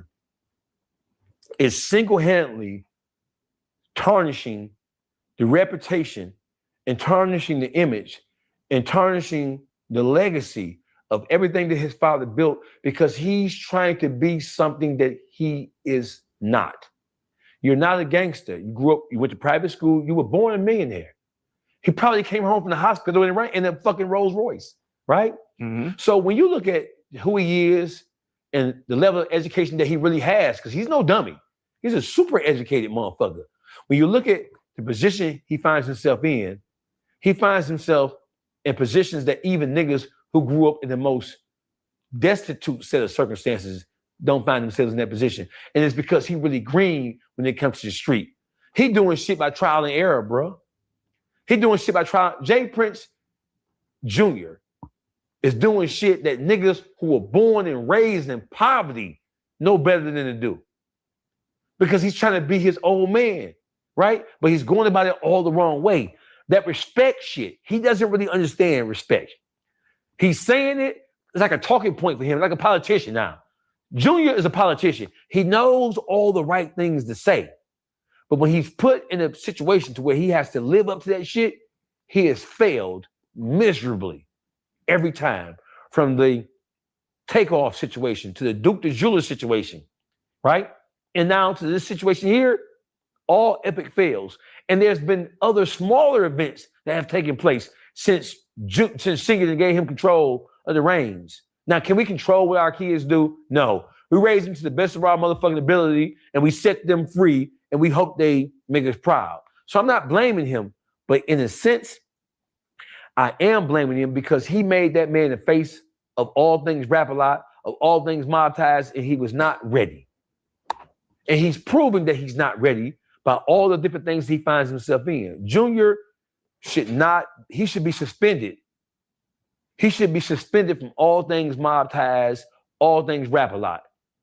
He should be suspended because he's an embarrassment to his father. Crazy. He's an embarrassment. And I say that with as much respect as I can muster. When you look at, has he built on the legacy of the respect, right? It's Jay Prince respect. Right. Because niggas knew not to play with Senior, right? Motherfuckers didn't start playing with Senior in his name until he put his son in control and turned him loose. And so most of the things that people question Senior about now, it all comes before that son. That son he has there is a bad seed, bro. And he's trying to be something that he's not. And the whole world can see that he's not his father. But he kind of balanced it out because the other son, Jazz Prince, found Drake. So it's Jazz Prince is not. Listen, Jazz. All the Prince boys they live in their truth. They're being themselves. They ain't trying to be extra gangster, right? They don't have to be. Nigga, I'm a millionaire. I was born a millionaire. I was born with access to everything that I wanted to do. I don't have to do all that shit. But doesn't this go back to what we just said earlier? The women don't want the square nigga. So do you feel like that plays a role in he why a square? Don't listen, because he got power and influence. He can snap his fingers, make something happen. I don't mean that snapping your fingers and being able to call a shot. I don't mean niggas respect you, bro. That's another misconception. Motherfuckers think because a nigga got some money and some jewelry, that equates automatically to being respected. No. When you look at how motherfuckers talk about Junior, even people who live in Houston, even people who live in Texas, the only people who talk about Junior in a positive, the only mature people who talk about him in a positive light are people who are afraid of him. They're not afraid of him. They're afraid of drawing the anger of his father. The only people who look at Junior and what Junior has done and what he continues to do, and the only people who look at that shit with any respect or look up to him with any regard are people who are directly gaining something from being in some type of relationship with him. Everybody other than that, they don't want no parts of Junior, man. And as far as motherfuckers coming to Houston and having to check in, why would I come and check in with everybody checking in with these niggas dying or getting fucked up? They got the whole check-in shit backwards. I take my chances with these niggas in the street. If I'm a rapper, I take my chances. Because when you check in with somebody, it's not about being scared. It's a mafia code, right? When Lucky Luciano went to Chicago, he checked in or he made his presence known to Al Capone. When they went to Las Vegas, they checked in with the people who who were running the Las Vegas Strip. When they went to LA, they checked in with them LA mobsters. When it came to Detroit, they checked in with the Detroit mobsters. That's not being afraid of somebody. That is, I'm responsible for you. You a made nigga. Checking in is for made men. Checking in ain't for no bitch ass nigga driving no Honda Accord. Checking in is for made men. So if I come to your city and I'm a made nigga and I have access to you, it's your responsibility to make sure don't nothing happen to me. And if something does, retribution is supposed to be swift and immediate and actionable and severe. Why would you come to Houston and check in with Jay Prince? If I come to Houston, I'm going to fuck with Sauce Walker. That's where I'm going to TSF. Because I know them niggas gonna step. Look what happened to the motherfucker from Memphis. What's his name is? Peso? No, not Peso. Other motherfucker. Sauce, the motherfucker from Memphis. Yeah. Who got killed? What's his name? I don't remember, but I know what you're talking about. Yeah. Right? Look what happened to him.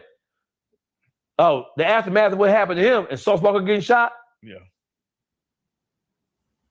Yeah. Yeah. If I come to Houston, right, and that's not to say that I respect Senior. Hey, Senior, there is no way. What we all know is this. You think Young Boy was scratching his head. When that shit hit the wire, and you think, raise your hand if you think that Jay Prince Sr. did not cuss his motherfucking son out. Because again and again and again and again, you making me have to use my political contacts and connections. I'm exhausting all of my favors trying to save you from your motherfucking self. The shit you doing, you ain't gotta even be doing. I blessed you into made man status. You did not earn it. You did not earn it. I blessed you in. People respect you because they respect me. You moving and grooving around this motherfucker like niggas respect you. You have done nothing. He need to set that motherfucker down, bro. I can cuss and fuss and bitch and hoe all day, but it's no need for me to do that because the whole world is looking at this shit. We in Texas right now. I don't give a fuck what part of Texas you from. You can be from Aberdeen to motherfucking Port Arthur. This shit here is a mess. It's a mess. Ain't no real nigga in Houston seeing it no other way than what I just said. This shit is a mess. Let me ask you this, man. This is a question I had. When Ben 10 got shot, the initial report was that he was dead, right? And that he came died twice. Well, on the table. But no, the initial report was he died at the scene. And that came from black bloggers, right? Right. Do you feel as black media we are too quick to do that? Like we're playing with, when we do things like that, that's kind of playing with people's lives. It's, shock value. I'm sure people are hearing it from the first time online. What do you think about that as far as us and the responsibility that we're supposed to have as journalism? Or do you just think niggas just out here getting money, it don't matter, so why? I mean, there's different levels of journalistic integrity being applied or being subscribed to. Motherfuckers are in a rush. So listen, this is what happens with all media outlets, right? Back to 20, 34 years ago, we had regular newspapers and shit. Yeah. They was rushing to print the story, bro. Right now, everybody's in such a rush to break the story. You heard it here first. The you heard it here first thing is causing people to misreport things because they want to be known as the people who have all the inside information. When it happened, it took me 2-3 days to come down with it because I wanted to make sure. Because I would rather be right than to be first. I would rather be right than to, I don't give a fuck. There's a rush right now to be the first one who knows everything.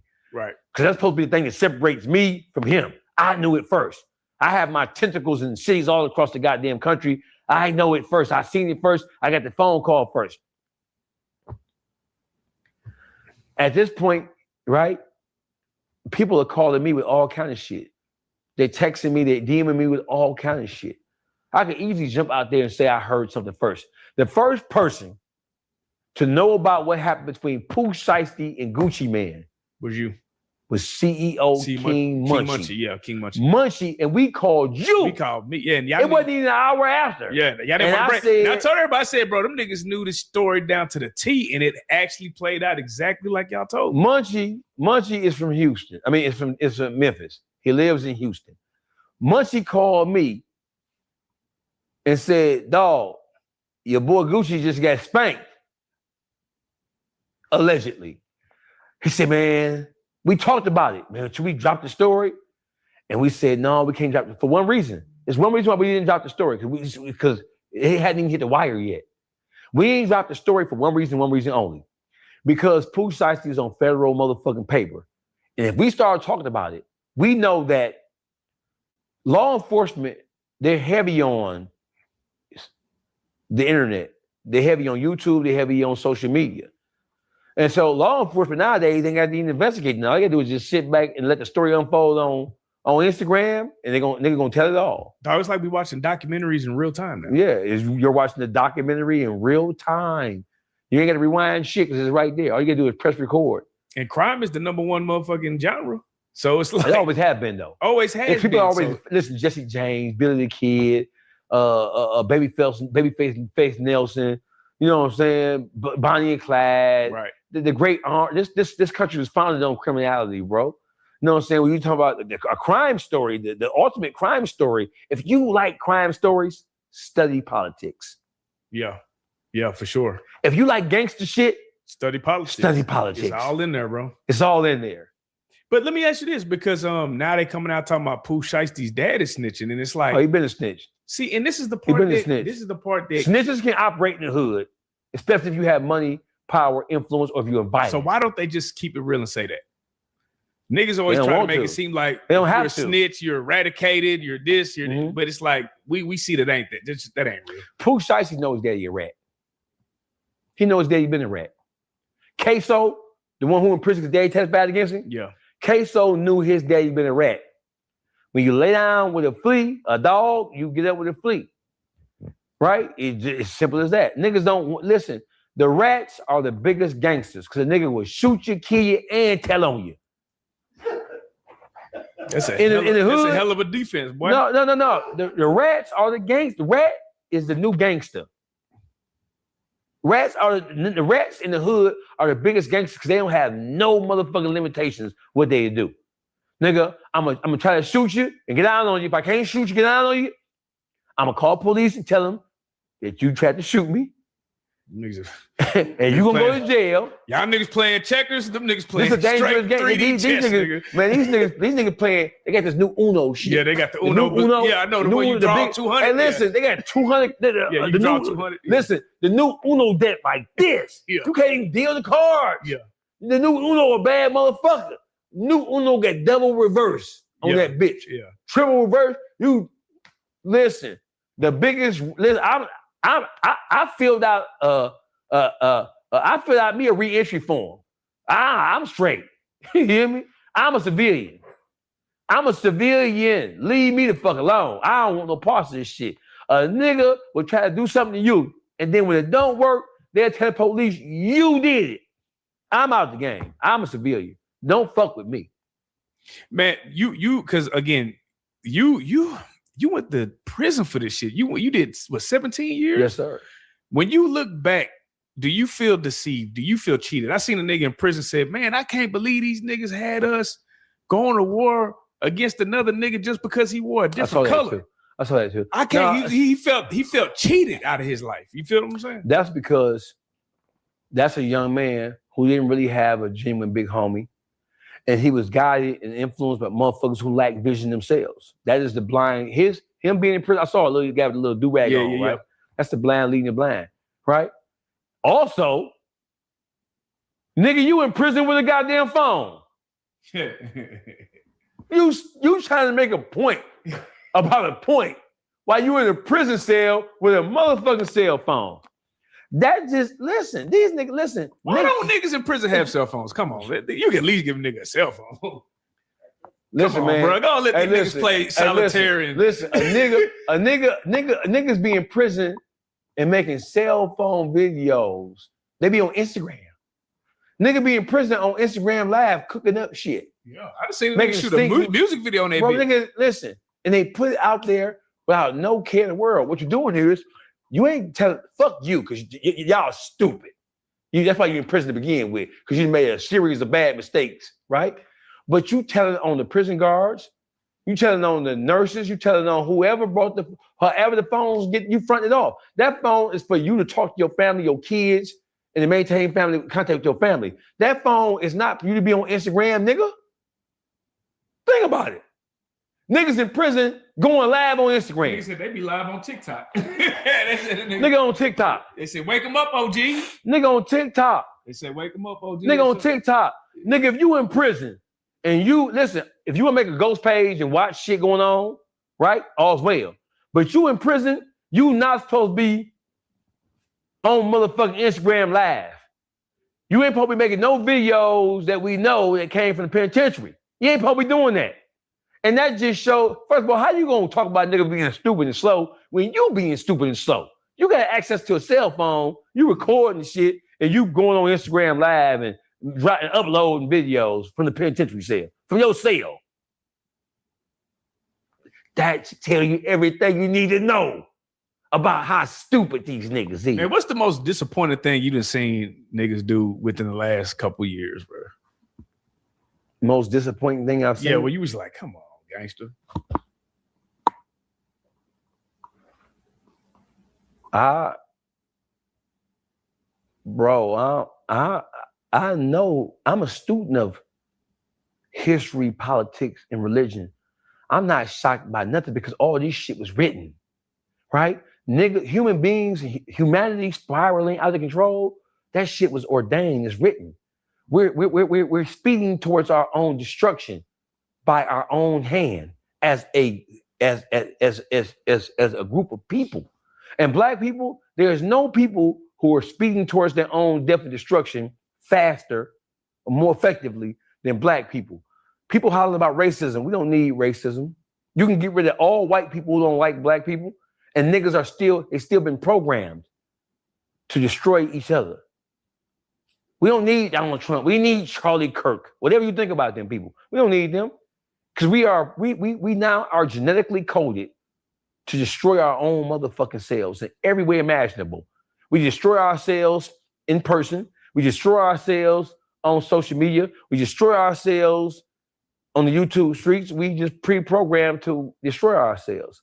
I'm not disappointed about nothing because in order to be disappointed about let's say in order to be disappointed by something, you first have to hold that something to a higher regard. I don't have no regard. I understand this shit is what it is, what it is, what it is. A nigga can't disappoint me because I don't hold you niggas to no standard. I'm not looking for nothing positive for these niggas. That's why when I be on my shit, I'm on it. I ain't looking for no positivity out these niggas because ain't nothing righteous about these spawns from the devil. These niggas is the devil. The devil is the spiritual essence of the devil is manifested inside the physical form of human beings. In order for me to be disappointed about something, I would have first had to have believed that you was something other than what I know your ass to be. I'm not disappointed by it. I'm telling you the honest truth. Listen, all this shit that been happening to me. You call me like dog face, yo, you good? And I'm like, yeah, I'm good. Eat me a sandwich. Right. Right? I know what a nigga do. A nigga is the worst thing on this planet right now. There's nothing more destructive than a nigga. There's nothing more destructive than a nigga. A properly trained nigga is like a torpedo. A nigga will destroy himself trying to destroy you. All you gotta do is just look at what's happening with me. A nigga say, a nigga say, I'ma tell your wife you cheating. And gloried in the fact. He beat his chest about it. I'ma tell her you cheating. I'ma tell on you. And it's a legendary nigga who shall remain nameless because why would I ever mention that bitch ass nigga name on a platform like this? But niggas, if you disappointed by anything you see going on, you've been asleep at the wheel for the last 25, 30 years. A nigga is, I don't have no faith or no trust in a nigga, right?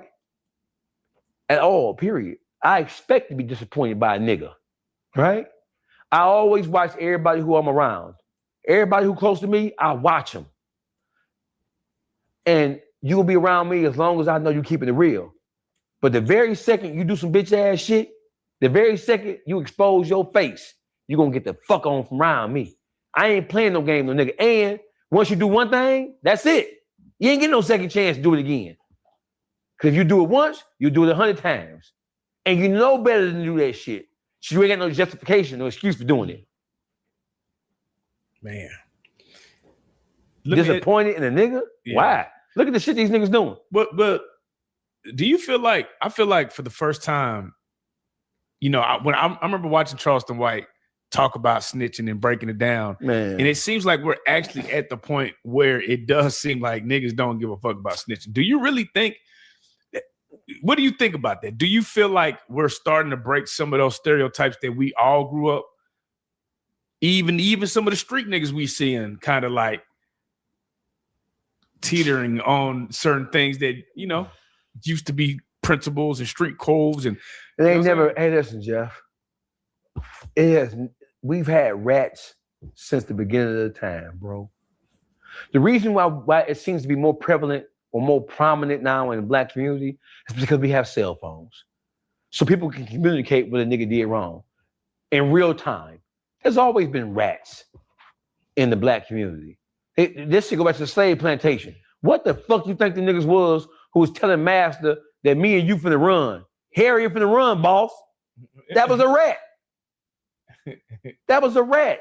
Ain't none of this shit new. Niggas are fucked up about this shit because they stupid and they ain't been properly grooved. A nigga ain't grooved these niggas right.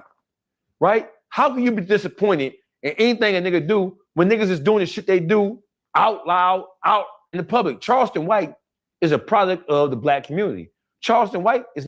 Man, I can't believe this shit's still going, bro. I done went to Studewood, got something to eat, and came back. And this shit's still on, bro. I can't believe this shit's still going, bro. I done went all the way to North Main, nigga, and then stopped on Shepherd and got something to eat and came back to the Hines, and this shit's still going. But look, y'all hold on real quick, man. I got some more business to handle. Give me like 10 or 15 minutes, man, and I'll be right back. Got some more business to handle. Not an outlier.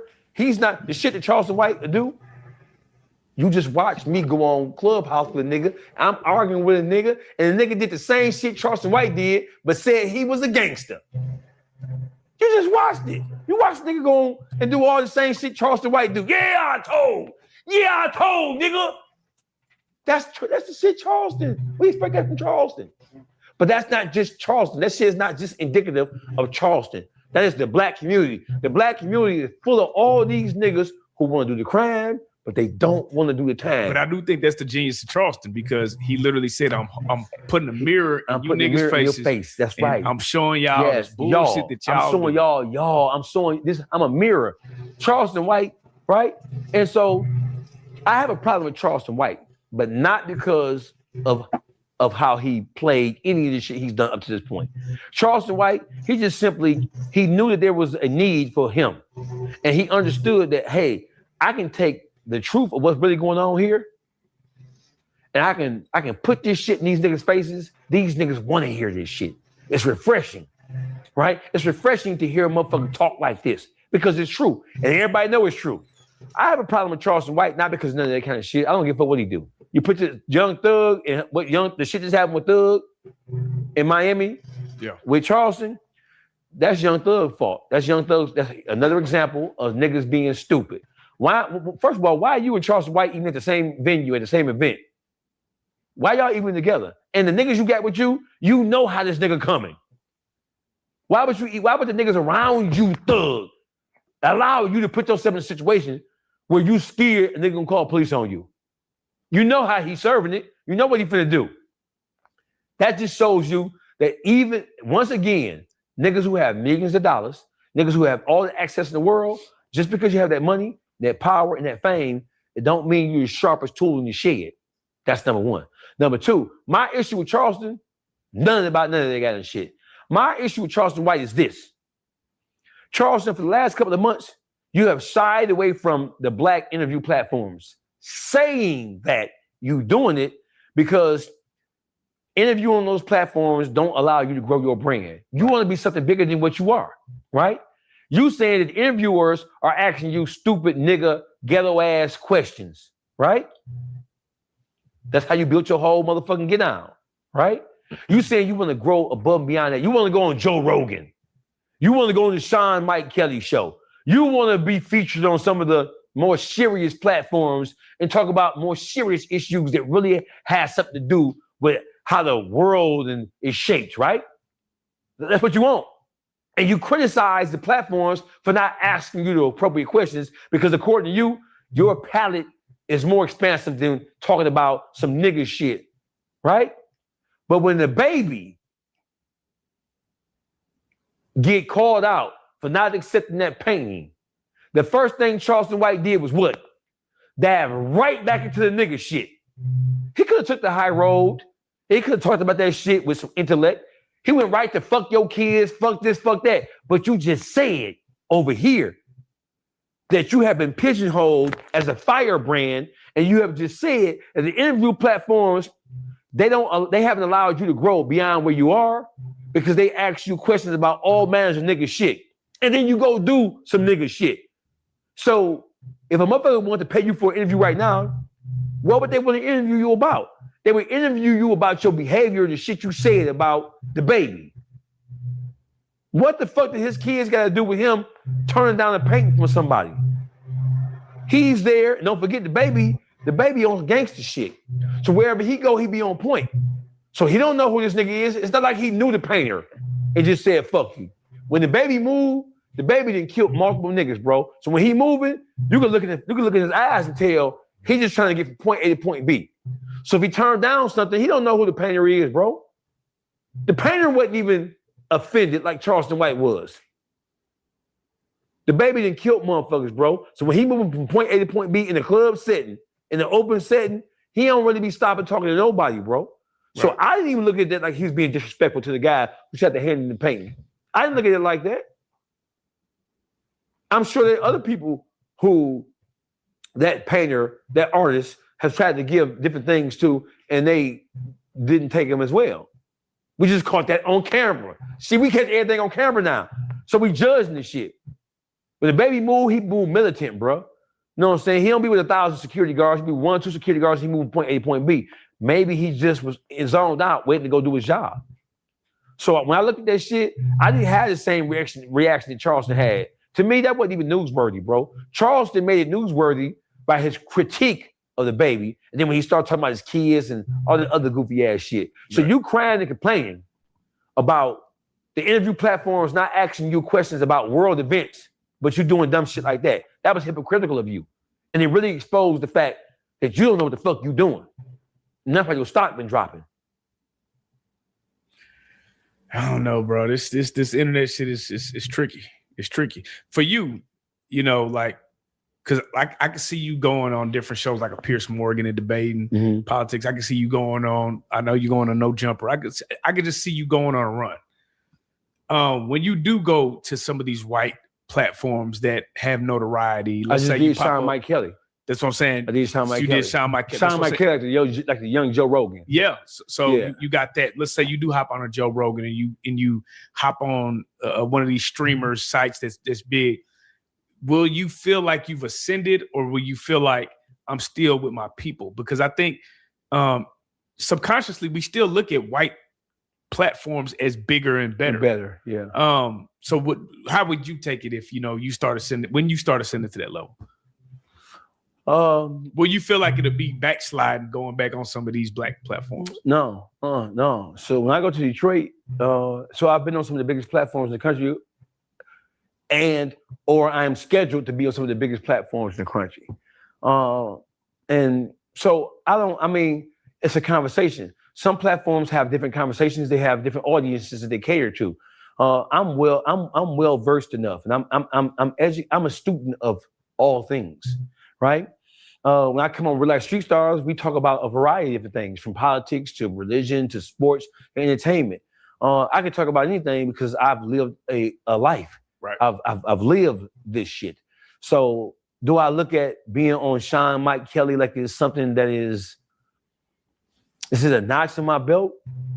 Am I honored? Am I honored to be on it? I am. To tell you the truth, I am. Yeah. Right. Because there is somebody who made a decision that based on looking at me, they made a decision that I qualify to be on their platform, even though the conversations that we're going to have are not necessarily the same conversations, because the world is a large place, right? When I come to Relax Street Stars, we talk about everything. We don't just talk about nigga shit. Right. We talk about everything. I can function on any platform, right? So do I look at it like it's a goal? Yeah, I do. I look at it like I'm happy that somebody recognized the fact that I qualified to be on a platform and my conversation is expansive enough to be able to talk about multiple different things. That is the true essence of a well-rounded conversationalist. It's the true essence of what we call the influencers. I am an influencer in that way. And all it does is just add to my overall bottom line. But so the question is, will I not come on Real Life Street Stars? I was on Sean Mike Kelly? Never. Because this is where I come from. And Real Life Street Stars is not a platform that just talks about nigga shit. Real Life Street Stars is one of the most expansive, one of the most well-rounded interview platforms that we have. And it's not just in the urban sector. Real Life Street Stars is not just urban. Real Life Street Stars it's the atmosphere. My brother. Man, what does Dogface got going to 2026, man? What do you got going on, man? I'm taking over this bitch. God damn it. You hear me? I'm spanking shit. I'm spanking shit. You hear me? I'm spanking shit because listen, there's never a shortage of dumbass shit that niggas do. And I say nigga, it used to be a time when I said nigga, I was talking about black people. But these white people are some niggas too. White people do a lot of nigga shit. Shit that we would traditionally say is black people shit. White people doing nigga shit.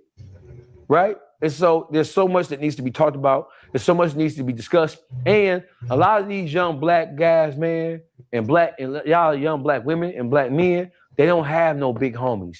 They've never had. See, I'm hoping that when people take away from these conversations that we have, these are not interviews. These are conversations. Yes. I'm hoping that we touch on something that people can walk away from. They can walk away from these conversations that we're having with some information.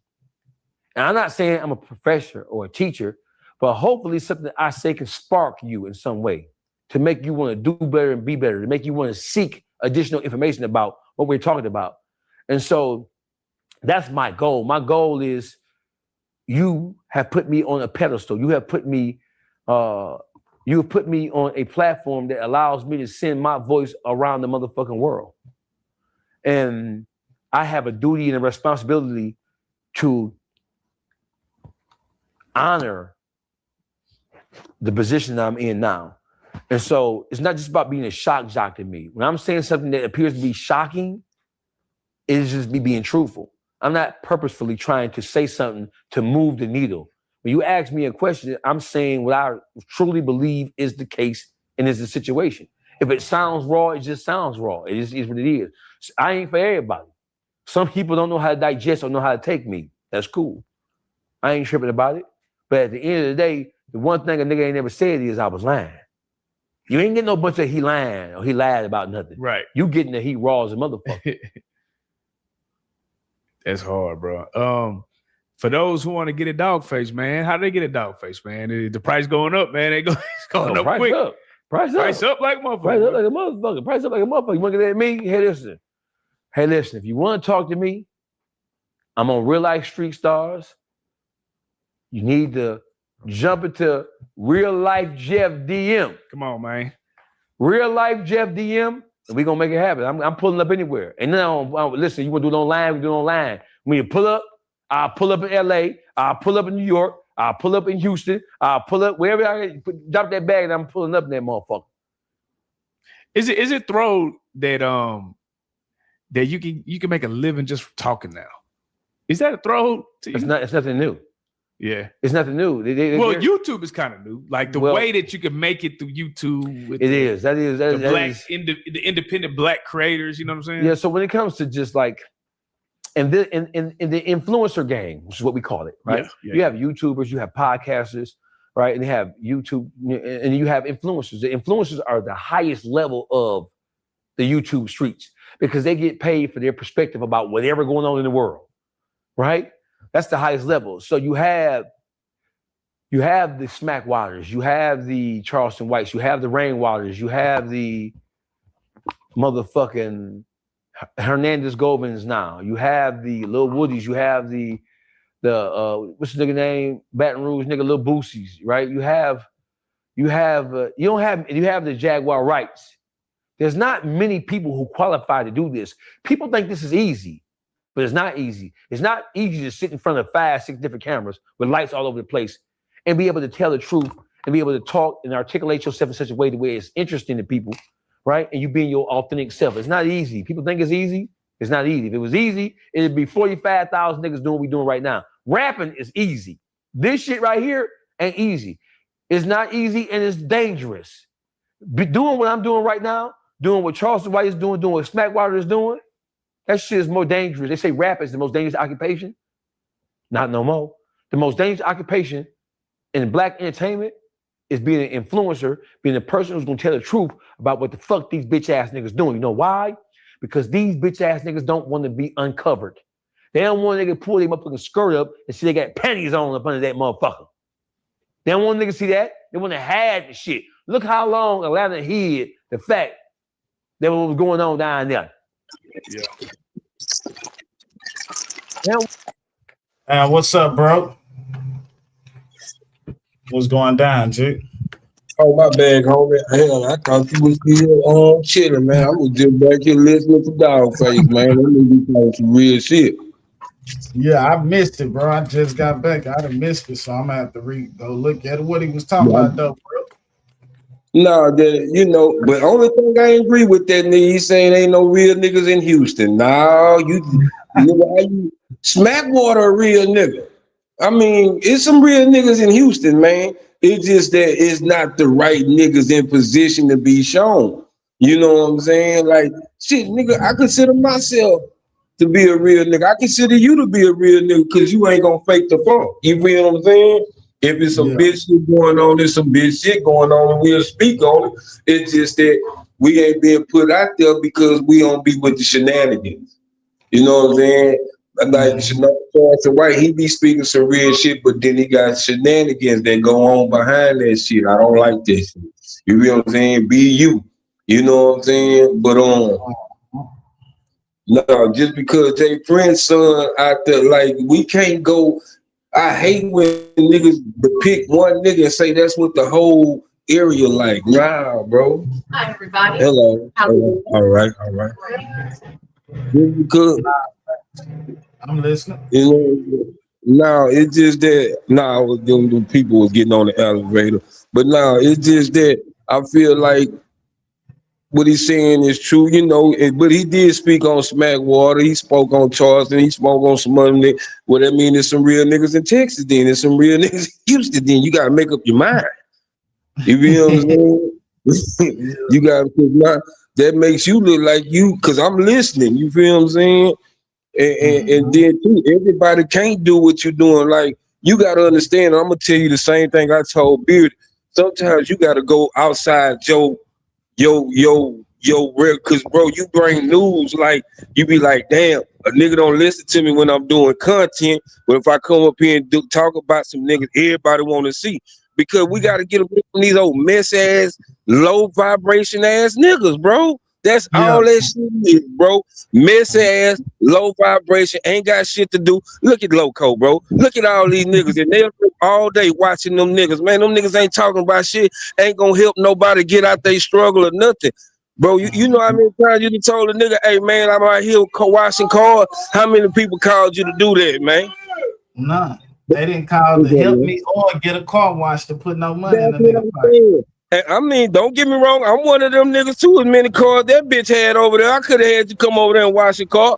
You see what I'm saying? But I'm not. Don't get it wrong. Don't get it twisted. I was going through some shit, but now that I'm in a position, I'm downtown. Yeah, now I can say, hey man, my partner, whoop the whoop, I could make you a commercial, know what I'm saying? And push that bitch. You know what I'm saying? But it's just that's the thing about it. And he said that, bro, we are the most destructive ass people on the planet, bro. Just go, all you gotta do is go to your neighborhood and then go to a white person neighborhood. A nigga rather move out the hood than help clean up the hood. Cause you want to go out there with the white folks, cause the white folks ain't gonna let you do that shit. But why would you let a nigga do it in your hood? Hey, bro, I just left from Studewood. I just ran to Studewood real quick. Man, just for me going to Studewood and coming back to the highs, bro, I'm seeing how, nigga, they ain't got the Jack in the Box on Shepherd no more. The churches ain't on Shepherd no more. It's a lot of shit, but all the shit that used to be jumping is for sale now, nigga. Everything is for sale. Cause you know why they trying to get niggas like, bro, if you look at it, bro, it's white people in AcresHome now, bro. It's white people in AcresHome, bro. You know what I'm saying? It was a point in time when it wasn't shit for sale. When niggas had the money, it wasn't shit for sale. But now niggas ain't got the money, everything for sale now. Yeah, because everybody locked up who had the money. All the boys that was trying to buy. Bro, I know niggas personally tried to buy land and they telling these folks this land ain't for sale. Well, how come it ain't? Ain't nobody cutting the grass. We the one cutting the grass. We making sure the land, you feel me? But here comes some Arabs with a few $1,000s because they trying to charge us the market price and not the fair market price, which means because see, that's why they buying this goddamn land for dirt cheap, because they getting it for wholesale price. But if a nigga come, he gonna try to charge him to the T or how much their property worth. You feel me? But then it was the time when niggas tried to come together. Now they done put all them niggas either dead or locked up or just engaged up on the game because the niggas that was with them are dead or locked up. You know what I'm saying? It's hard to come to some of these young niggas because young niggas don't know nothing about putting their money into nothing. Now I can't say that about an young nigga because that's all we got around us is land. We was brought up. Yeah, that's different. It's hard to get rid of AcresHome. That's why so many houses still there. You see what I'm saying? Yeah, they trying to put them little three houses on one land on that shit, but now that's only on people that didn't take up the like some of that property in AcresHome. They family nigga, they great grandma had that house. They great grandpa had that land. You see what I'm saying? The house might not be there, but then you gonna have to come with a bag to get us up off of it. And that's the thing about it. We destroying ourselves, bro. Like it, and go back. I don't mean to keep bringing up this bitch ass nigga, but bro, you's a grown ass man and antagonizing another man, bro. What is that teaching your followers? You see what I'm saying? Like you can come over here and learn some shit. You feel what I'm saying? You come over here and learn. I done see it. I don't give a damn if you teach a nigga a scam. Nigga, you done taught a nigga a scam. You say, nigga, I wasn't supposed to say that. You know, I've been rewinding that bitch and looking for that show because I'm trying to but you, and that's the thing about it. Niggas like the bullshit. Now that bullshit ain't gonna get you nowhere in life. Bro, let me show you some shit right now, bro. This is what that bullshit gonna get you in life right here, bro. I'm finna show you some shit. Oh, my bad, man. My bad, shit. Get you this type of shit right here, man. Sitting on the side of the curb and shit. Put a that tune. This that type of shit, bro. This is our people, bro. That's what he's saying. Huh? I don't care, bro. You in the public, dude. You know you can videotape the public, nigga. Yeah, I'm stupid too, nigga. Yeah, see what I'm saying? Destruction, bro. Look, dude. This is what we right do. One today. You got the right one. He don't know.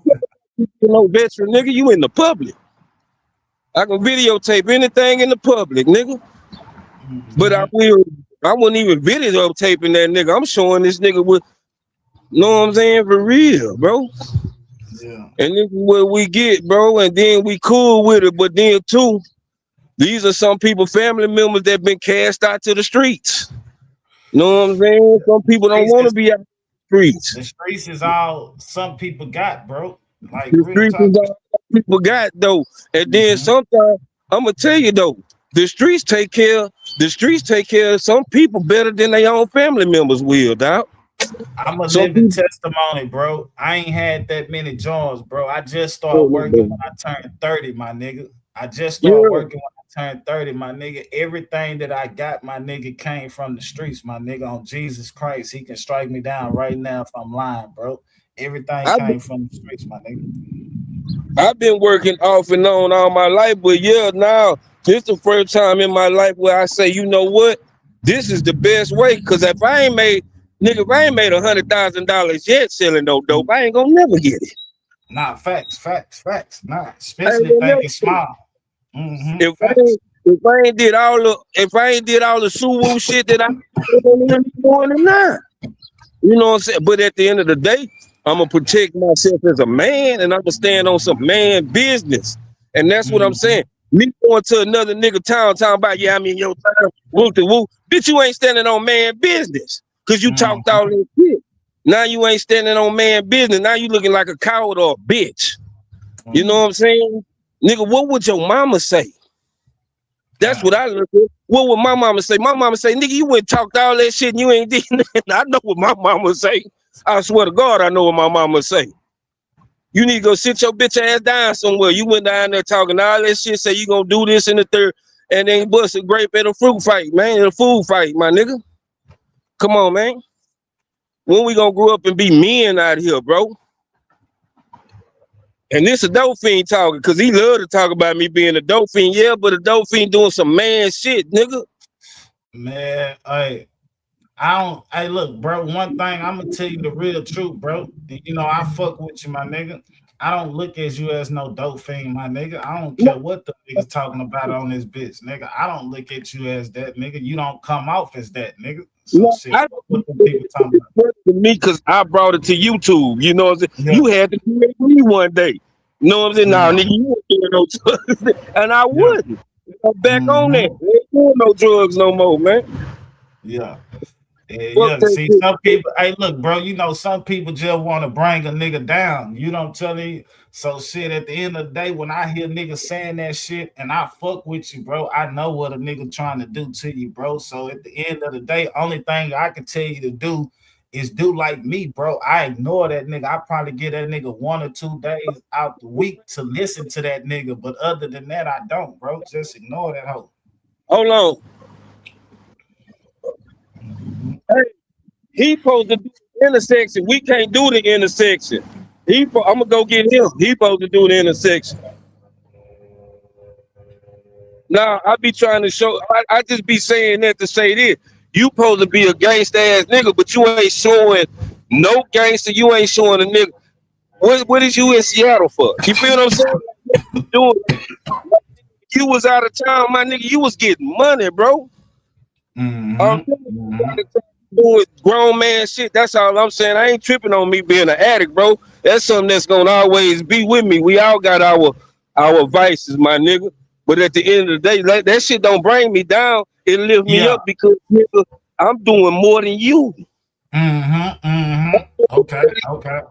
I'm a dope fiend. Yeah. Okay. Well, look at what the dope fiend doing. I bet you the dope fiend can get some pussy. You see what I'm saying? Yeah. I bet you if I needed somewhere to stay, or if I call somebody, hey, let me borrow a couple of dollars, my nigga, I can do it and pay it back. So all you really doing is showing when a nigga come to my channel, they're gonna be like, where the dope fiend at? No, this him right here talking is just that I done evolved.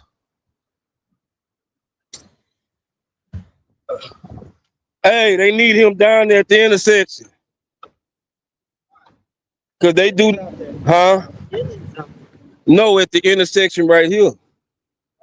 Yeah, cause they what's it called? We can't do the intersection. Yeah. The black dude, the supervisor, the city of Houston man with the beard.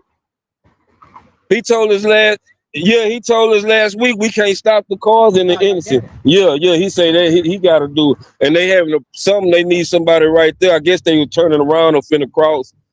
He just told me to come do it, but I told him I can't do it. So, yeah. My bad, y'all. My bad. Nah, But yeah, do your man. thing, nigga. Make them niggas work, nigga. Do your thing, nigga. And that's it over. Yeah. Niggas move. See what I'm saying? But he can't do nothing. You know what I'm saying? Going to work. Nigga, you go to work when you want to. Nigga, that's grown man shit, nigga. I don't have to work, nigga, but I want to because I ain't the type of nigga sit on my ass all day and ain't no money. I wouldn't even want to fuck a bitch if I ain't got no money coming in. Bitch, ain't no fucking.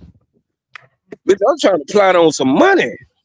Man, I'm shit, talking about you bitch ass. You about. Hey, bro, we not teenagers, my nigga. So it's no reason that a nigga shouldn't have no money coming in when a nigga got bills, bro. We not no little kids, bro. Like, nigga, everybody should have some income. Man, I don't give a damn if you pick don't, nigga. and I don't give a damn. If you don't, that ain't nobody fault but yours, my nigga. Nobody fault but yours, I'm not bro. here to talk down on a nigga if a nigga ain't got nothing because it ain't nobody fault but yours. So, nigga, when I see niggas out here that got income coming in, I salute them, nigga. Cause shit, nigga, you doing what you supposed to do. Now, another nigga that ain't got nothing, I ain't gonna salute him. And he probably be mad because I don't salute him, but I can't, nigga. Who gon' how do I look saluting a nigga cause now I give a nigga praise to do nothing. Not say I'm giving a nigga praise, but I'm giving a nigga motivation to keep doing nothing. Oh, I'm getting saluted for doing nothing. Man, you ain't doing a bitch ass thing. Come on, man.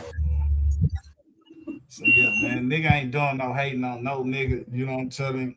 Man, if a nigga feel like it's hating because it's the truth, that's the only thing. Man, tell you the truth, the nigga ain't even talking about you. You know what I'm telling you? A nigga was just, you know what I'm saying, just bringing up a situation and a nigga had to use you for example. You know what I'm telling you? Just said something. However you feel about whatever nigga talking about, that means you need to improve or do better, nigga. That's the only thing. Cause you ain't, what can you say? What can you say about a nigga? Oh, them niggas, what can you say? My nigga, I try to see what can a nigga say though. What can I say about you, monkey man? What can I say about you? What can these motherfuckers say about a nigga that they don't know, that they never been around, they never grew up with, they never seen a day in their life? And I'm gonna bite one of these bitch ass niggas. That's all. Bite me one of these bitch ass niggas with them hoes. But the thing about it, and I'm giving you your flowers, nigga. Like I say, nigga, you done upgraded. Nigga, you went from you put down the bill and picked up the microphone, nigga. For real, nigga. Nah, facts. Big facts. Got a real live podcast now, bro. Like for real, bro. This nigga here, I done seen this nigga upgrade. You know what I'm saying? For real, bro. That nigga didn't have none of that shit he talking on, bro. Nah. Everything was out the phone, nigga. I'm talking about all the stream yards, everything.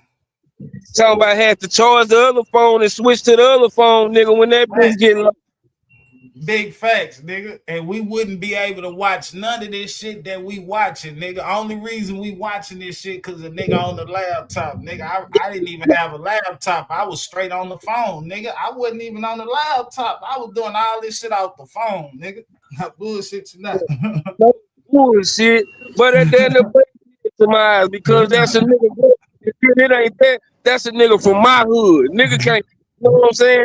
From my hood, nigga went from shit to shinola, like they say. Nigga went from the bottom, nigga, and still giving it to the people, regardless, though. He was still bringing it to the people. He was still bringing you niggas. Y'all niggas talked about the nigga, talked about the man, mama, all that type of shit. You know what I'm saying? Mama ain't smiling right now. Because I know I've been on this bitch, nigga, going on 4 years, nigga, and I paid for StreamYard one time, nigga. See what I'm saying? I'm still doing all this with not paying StreamYard, nigga. You hear me? I'm still doing all this without even paying the StreamYard, nigga. I don't pay nothing to do this. I do this shit for free, but I get paid to do this. That's the AcresHome nigga. That's just the AcresHome.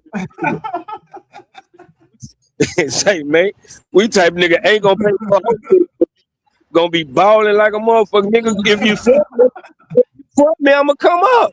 That's what you supposed to do. Dream your front you might as well come up.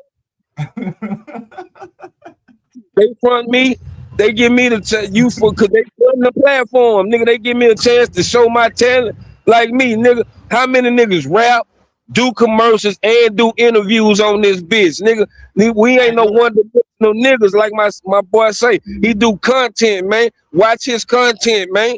That's why I jump up here and I fuck with him. You know what I'm saying? Cause it's more of a proud thing of like, man, my nigga from the hood, and we done put it up on each other, nigga. Ain't no. We just on this bitch talking, nigga. We all on the lives and lives, but I got shorts with me pulling up on this nigga. That nigga got shorts with him pulling up on me, nigga. Well, he was like that nigga pulled up on me. They wasn't on no fuck shit now, but then I don't know what these other niggas be on. Man, I don't know either, bro. That's why I said, you know, shout out the neighborhood real. You don't tell it neighborhood real, a real one. You don't tell it shit. He'll pull up and he square business. You don't tell it he ain't on no fuck shit either. And I ain't finna be, I don't care if Pico see this and think I'm a whole ass nigga. I subscribe to your channel because I support any nigga from Houston, but I can't watch that shit. You need a nigga, you know, you need a nigga with some swag on that bitch, nigga. Some pizzazz, man. I'm just being real, bro. I'm not talking down on nobody, but you know what I'm saying? It's like, them niggas just be talking. Them niggas not really in the streets and know what's going on, bro. Like, for real. Them niggas be hating, so shit. A nigga couldn't go over there and be comfortable because, you know what I'm saying, it's going to be hate, bro. Them niggas be hating. You know what I'm saying? You know, motherfuckers going to gravitate to a nigga, and you know, them niggas want to shine. So shit, you know, that's why I don't even go over there and fuck with them niggas because they going to be more like some hating type shit. Then, you know what I'm saying, let's doing the content, you know what I'm saying, they more hating on the nigga. No, but I mean, but then what is a nigga hating for? That's what I'm saying. Destructive, but then they know the people gonna want to fuck with me. They know the people, you don't tell it, they niggas already know. That's why they don't say my name or nothing, because they know if they let me on, the people gonna like me, nigga. So them niggas know that. Like I say, they want to shine. Well, then, if that's the case, FDA can't never talk about niggas coming together then, because if you gonna hate them, we can't come together. Them niggas want to shine, so them niggas ain't gonna bring a nigga in like that, bro. You know what I'm telling you? But I've been saying, man, you got the cut, nigga. You got, bro, you can run a show by yourself and have a nigga laughing. Like, I can watch you, my nigga. For real. I can watch you like a motherfucker. You know what I'm saying? I just jump up here because I know we both silly like a motherfucker. You know what I'm saying? Nah, fact. Nigga ain't doing shit. You know what I'm telling you? You know, when the money call, the nigga gonna handle that. But shit, other than that, shit. How many niggas can go to work like I can and be on the podcast and get, and you know, I ain't getting no money out the podcast, but shit, I don't want no money. I want my partner to get the money. Shit. Nigga, they see you, bitch. Trust and believe, nigga. Trust and believe. When you come over here, nigga, they gonna come to your channel when you go live. You hear what I'm telling you? When you come over here and fuck with me, and you in the chats and shit, fucking with people, trust and believe. When you go live, they gonna be over there. If you do a short, nigga, they gonna comment on that bitch. Anything you do, nigga. Even the trolls, nigga. Gotta come to my new station, my new channel, IF Mother, TMB 4.4. You know what I'm saying? But I still got the old channel because I'm gonna be doing my interviews over there. I just lost my own. But if that bitch ever get monetized, I ain't gonna get no money from it because I lost the goddamn but now, yeah, I lost my damn email to get into that damn YouTube. It's some strange shit going on with that. But I ain't tripping. But I got a new page that I'm running. The one I be tagging you in, that's my new page. That's what I'm saying. Shit, drop it down in the chat. You don't tell me, and I'm gonna have to repost that bitch. So if you tag me, don't worry about it. I'm gonna share your shit out, bro. I'm gonna make it my business to share your shit out on the wall and shit. Yeah, the people gonna come. Thing here, I just ain't got enough viewers over there. I only got about 9 people subscribed, but I ain't tripping. We still doing the thing. I can still subscribe to you on my other page. I'm learning this shit, and I'm trying to get more back into it. Yeah. I feel, but I'm back. You know what I'm saying? But I ain't worried about people gonna fuck with you. You know what I'm telling you? You know they gonna fuck with you. All you gotta do whatever you do. You know they gonna. And this another thing. Me and this nigga didn't fuck around. But that's what I'm saying. How can we come together like we didn't fuck around, nigga? We done been cool. We done fell out. Been cool, fell out, back cool again. Fuck around and fall out again. But we gonna be back cool again. These niggas wanna hate a nigga for the rest of their life. How you gonna hate a nigga for the rest of your life? Man, why you gonna hate a nigga, period? What did a nigga do? What did a nigga do? You put a mouthful right there. What did a nigga do to you, man? You ain't mad at that nigga that molested you or the nigga that fucked over your mama back in the game. You see what I'm saying? Come on, man. There's more shit that you can be mad at. There's more shit that we can talk about, but niggas are too ashamed. That's why I say when I came to YouTube, man, they too ashamed, bro. And I understand why they boy because you never got over that shit to become a grown man. That's why, nigga, I remember, nigga, I'm gonna bring this nigga up just because we having a conversation, nigga. That nigga born. I'm like, nigga, you always want to talk about some relationship shit. Nigga, talk about that gangster shit, nigga, when you used to be selling that dope and shit. You know what I'm saying? He like, oh, you want to hear that? I'm like, yeah, nigga, because you don't tell me, nigga. You talk about relationship shit all the time, nigga. Talk about some of that shit you used to do back in the day, nigga. I tell you something you did to me, and I wasn't even tripping. You know, you asked me one day, man, how that dope make you feel? And I went to explain it like a motherfucker.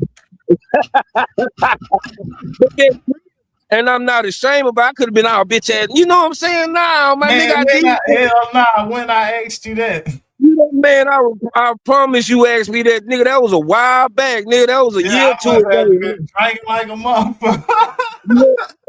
That's when we used to do the early morning show, but I ain't trip. I explained how dope make you feel. Yeah, that's it. Because there ain't no shame in my game, my nigga. My mama always said, if you ashamed of it, why did you do it? You can be ashamed, but nigga, now I went to counseling. Nigga, I done had counseling and all type of shit. Yeah. I keep telling these niggas, man, and I'm not. It's nothing I brag about or nothing that, man. My teardrops is not fake on my face, dog. Them hoes ain't, bro. I used to have cold sweats. Nigga, I still be. I take medicine behind that shit, nigga. I got PTSD, my nigga. For real, bro. Check gang though. You know some of these niggas don't get help until they go to jail, bro. Yeah, some of these niggas don't get help until they go to jail because you know shit, nigga. That's when you get your programs and shit in, nigga. But these niggas fucked up out here, bro. On YouTube, bro, we around some fucked up ass niggas on YouTube, bro. I bullshit you. I see, because I had to get help outside the free world, nigga. That shit only temporary. Nigga, I needed help in the world, nigga. For real, some of you niggas do need to take y'all meds, boy. Y'all bipolar like a motherfucker. See, some of you niggas need counseling, man. For real, bro. Ain't nowhere in the hell I'm gonna be in a nigga backseat dancing like a bitch. Come on, man. We see niggas. we seen a nigga do the nay-nay when it's like when a nigga do your name in the starting lineup. Now coming to the stage, MJ. Hey, look, bro. Come on, man. Hey, bro, I ain't never had nobody in my car do some shit like that, bro. Hey,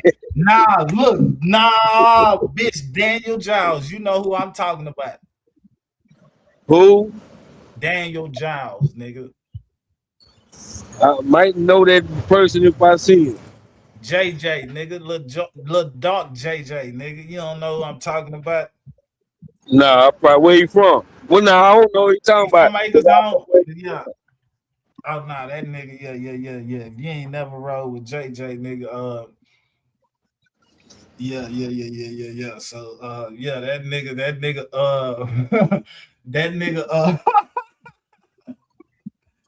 MJ, you know what I'm telling you? MJ all right with what he did, you know what I'm telling you? Damn, what did that nigga do? That nigga must have. Man, that nigga damn that did on the tree, nigga. You hear what I'm telling you? On the tree, ho. I'm like, man, what the fuck is wrong with this nigga, man?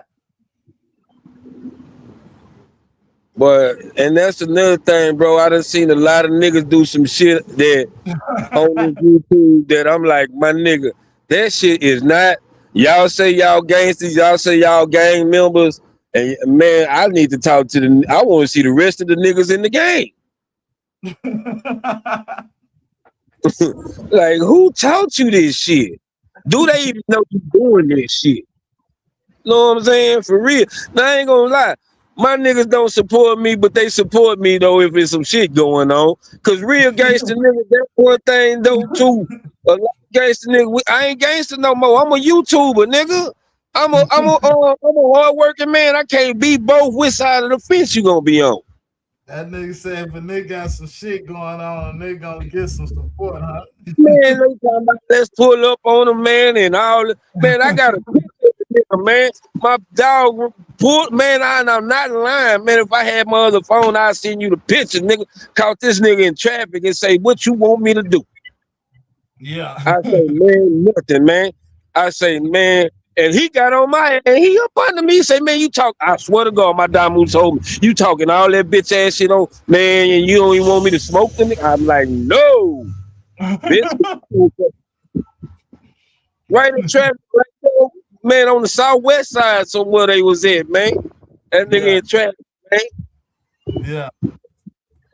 Nigga don't even know what's going on, man. Nigga don't thought the nigga left Houston. Yeah.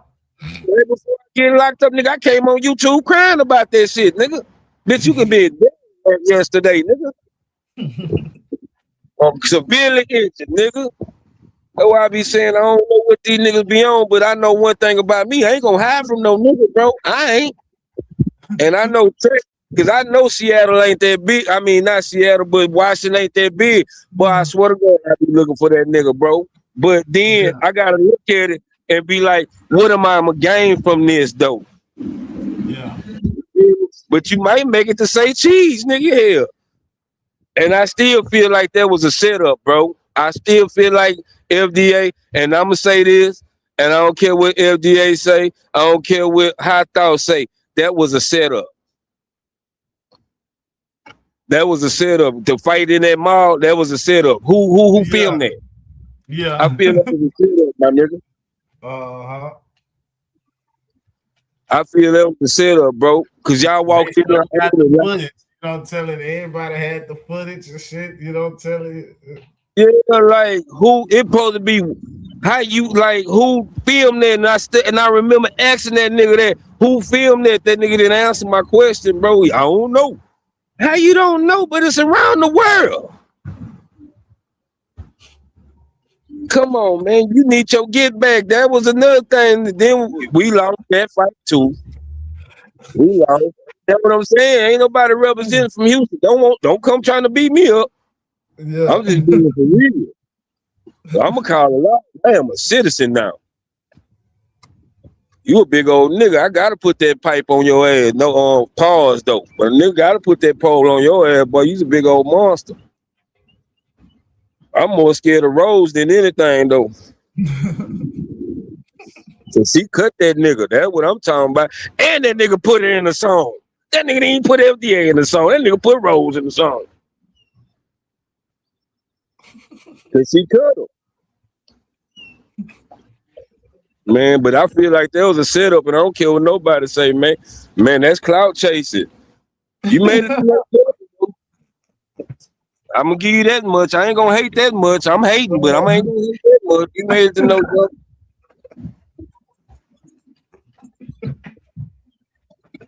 Hey, that nigga cloud chasing like a motherfucker, huh? That's what I feel like, bro. I feel like there was a setup that didn't seem right. The laws ain't never been that ready. Yeah. It was too much for me when I first saw that, man. I said, man, something ain't right. That nigga said the laws ain't never been that ready, huh? Well, they never been there at the mall. Yeah. at the mall? Hell no. Oh, they knew it. They was right there. I wish I knew exactly. Now, the only person I think didn't know what was going on was the white boy. He probably been the only person that didn't know what was going on. Yeah. If they know the white boy gonna fight, they already know he was live wide. Yeah, when I first came home from jail, I seen that shit. Yeah. Man, I think I seen it on your channel because who else I was fucking with at that time? Yeah, I played that shit, nigga. Yeah, that when I first came home from jail. Hell yeah. That's when that shit happened. Yeah, I played that shit. And I seen FDA poke the nigga. FDA poked the nigga too. You know what I'm telling you? That's how I know y'all ain't watched that motherfucker. Cause FDA was swinging, but FDA nigga went in his pocket and that last punch was to the body. Yeah, I seen FDA poke that nigga. I know when FDA poked that nigga got the hollering. I know that much. Yeah, y'all talking about Rose, nigga. Shit, when you lose something off your ass. Yeah, I know when FDA poked that nigga, boy, that nigga got the hollering, nigga. I'm talking about it. Yeah, he got in the way. FDA that poked him. Yeah. Oh, it might be in the song because the song go off. Rose is poking them too. You know what I'm saying? Rose is poking them too, though. But the FDA got him up off of him, though. Yeah. Mm-hmm. The sons get into it with him too. Oh yeah, that nigga. Yeah. Yeah, man, but I still feel like there was a setup, man. That man was just trying to shop, man. Man wasn't bothering nobody, man. Nah. They ran the play on that boy. Yeah, I could be wrong though. I could just be hating. You know what I'm saying? And y'all can go say, man, Monkey Man hating. Man, yeah, I am. I feel like it's a setup. That's what they do there, man. You should have just walked in that bitch and hit that nigga in his mind. Fuck it. Now I would have had more respect. Whether you lost or not, but then I don't know, because the nigga had flip-flops on, though, because I know if I'm prepared to squabble, I ain't coming in unless that's the only pair of shoes I got. Nah, he probably thought they wasn't gonna squabble. You know what I'm saying? He thought that white, you know, they was just gonna talk shit. You know what I'm telling you? That was the plan. You know, just talk shit and then, you know, everybody leave. They didn't think it was gonna turn into no tussle. This is why I think it was a setup, because it's me and Pico at High Thought. I mean, no jumper. You feel what I'm saying? Like, that's why I feel like, oh yeah, this here setup. Yeah. This nigga wasn't even there. That might have been him holding the camera. Then it was in the duck off too, like a good little spot, man. Good camera spot. Yeah. Cause the mall ain't gonna give you the footage like that, I don't think. I don't know. I could be hating, like I say, man. Just know it's been stated that I said I might be hating or might be telling the truth. Yeah. So don't go on there, Monkey Man, hating. Nah, I know I'm hating. You can't act like I didn't know I'm hating. I'm just saying I could be wrong. And if I'm wrong, I'm hating. If I'm telling the truth, then I ain't hating. I just know when I see some set up shit. Or seem like it. Did you watch the No Jumper interview? No. I might gotta go back. I can go back and watch it. I seen it, but I ain't watching. I think I seen like some clips or some shorts from it. Nah, but I watched that motherfucker, bro. I watched that motherfucker. I ain't gonna lie to you. I watched that bit. Do he represent? I don't even remember nothing out that bitch. It wasn't nothing educated. That's what I'm saying. I don't even remember what he was talking about on that bitch. These songs walking around that bitch and act a damn fool. You gotta go out there and act a goddamn fool. I'm not finna go out here and not go viral. Nah, that nigga did have his ass out though. You know what I'm telling you? Yeah, he did. Man, what's up with this in the ass side, bro? I don't like that nigga did have his ass out on camera, nigga. Yeah, he represented. It's like if you a 2X, man, I mean a 3X, man, go with that 4X shirt, man. Don't wear exactly the X-shirts supposed to wear. On you. Man, shout out to these some bad motherfuckers. Some potato skin, these some bad motherfuckers right here, bro. Get them hoes at the 99-cent store. Don't go to the Dollar Tree, man.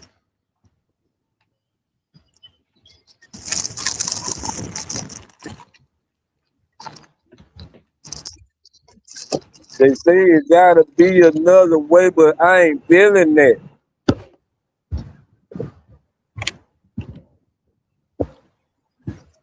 Yeah, man. What they talking about? Nah, shit. Oh shit, man. Yeah, man.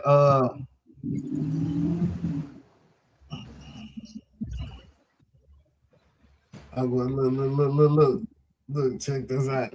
That boy that made a short, man. That boy that made a short talking about quick capping like he dropping a location. He act like he dropping a location to Trey, huh? Man, go live. He act like he dropping the location to Trey. Hey, y'all check this out. He act like he dropping the location. Like it look like he telling Trey, like, nigga, you know where I'm at, pump, pull up. Hoe bitch, can't hang around you niggas. Y'all pulling me some shit. Hands on the floor, got my man in motion. You be shoot who?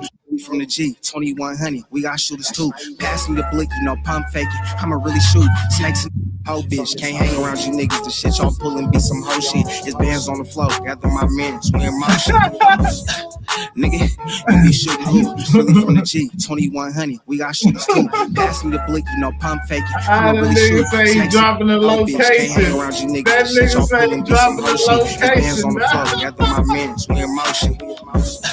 Nigga, you be shooting who? Really from the G, 2100. We got shooters too. Pass me the blicky, no pump faking. I'ma really shoot. Snakes and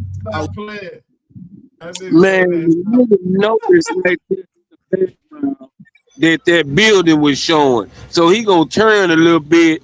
So he won't. Man, come on, now. I know whole shit when I see it. Man, shit, nigga. Yeah, he say he dropping the low, man. He say Michael quit fronting. Man, we gonna put that pressure on him, man. Shit. Oh shit, that nigga say he dropping the low, Michael. Well, yeah, somebody tell Trey, man, that nigga say quit fronting, man. Oh shit.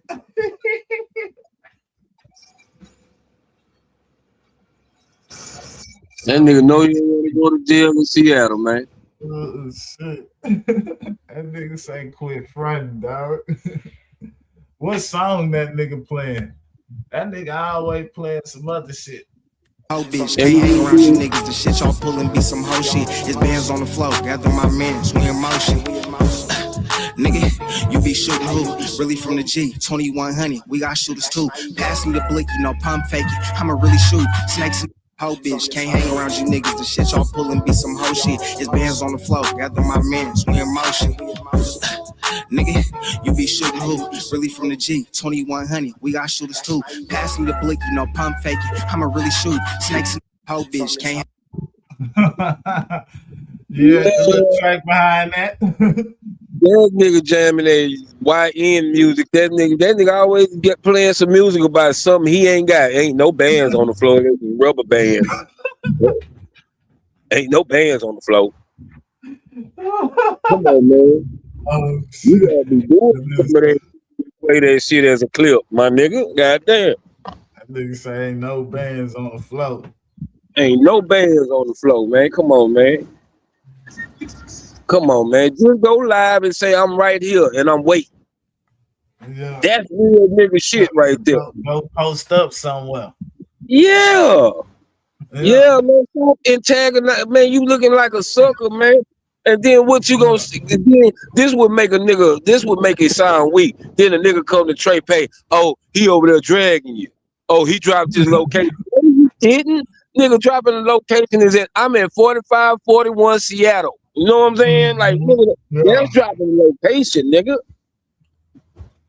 Nah, he did. He said he just ain't give us the exact location. You know what I'm telling you? But he gave the city and shit. Yeah, now he act like he at this plant, so he want a nigga to pull it up. Like, nigga, tell a nigga where he at, nigga. You know what I'm telling you? He want a nigga to do his homework. Guess what happened after he did that? That nigga changed location, new destination. He ain't right there no more. Oh shit. He gonna be there tomorrow, probably. You know what I'm telling you? So shit, you gonna have to sit out there and wait for him.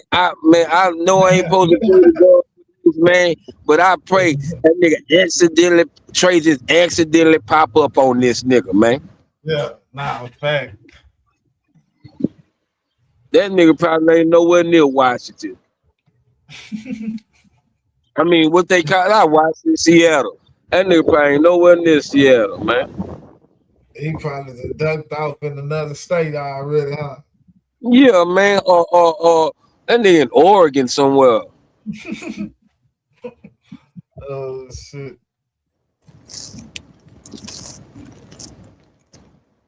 Yeah, man, these niggas ain't these capping, man. These niggas ain't about that shit, dog. I know these niggas. These niggas ain't trying to bump into each other like that. You know, all this shit be for play. You know, but Trey have pulled up on a nigga before. They say Trey will be like 2-0 though. You know what I'm saying? But they, everybody vouching that Trey will pull up. You know what I'm telling you? I don't know. I believe that nigga pull up. Man, I believe Trey will pull up. Cause I don't know. He don't act like it. You know what I'm telling you? He's sitting back chilling, doing the same shit. He don't act like he want to pull up. I ain't seen the nigga do. He don't know where to go. But like you said, he ain't nothing but he don't even know where to go. I don't blame the nigga though, cause I don't know where to go. Cause you don't want to know where to go, nigga. If you want to know, nigga, you'll know. You don't want to, nigga. Shit, I'm bullshit tonight. Damn. Yeah, man, I'm talking about. Man, if you want to get to that nigga, you'll get to him, bro. Nigga, real talk. Yeah, nigga would be. Yeah, I'm talking about. Yeah. You know, one thing that ain't hard to do is nigga get to the nigga. You know what I'm telling nigga? Most easiest thing ever, nigga. To get to your victim.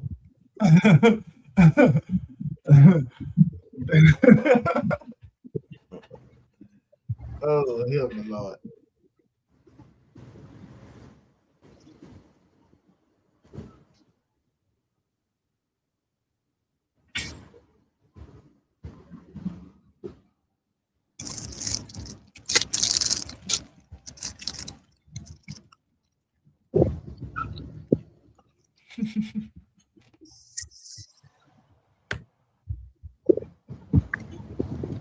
What's going on YouTube? Is that the YNW Melly nigga? Oh no, that's Julio Fulio.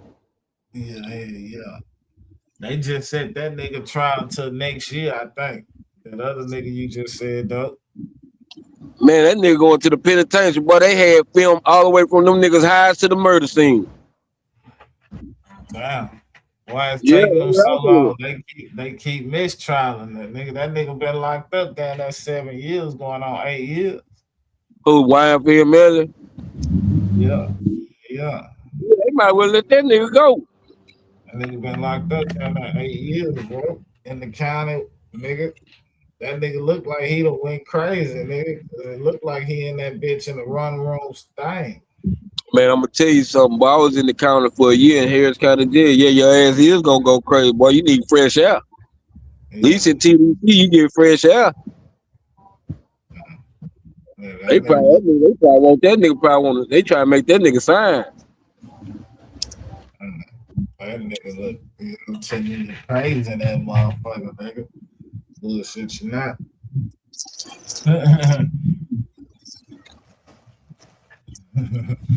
That nigga looking like he can't wait to get up out that motherfucker, nigga. Cause you know, nigga, that's 7 years, nigga.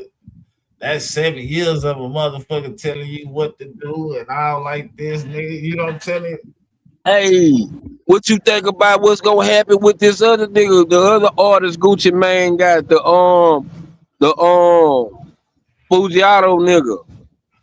Shit, I don't know. He just came home. I don't even know. See, I know one thing. Gucci man gonna have to get that nigga that money.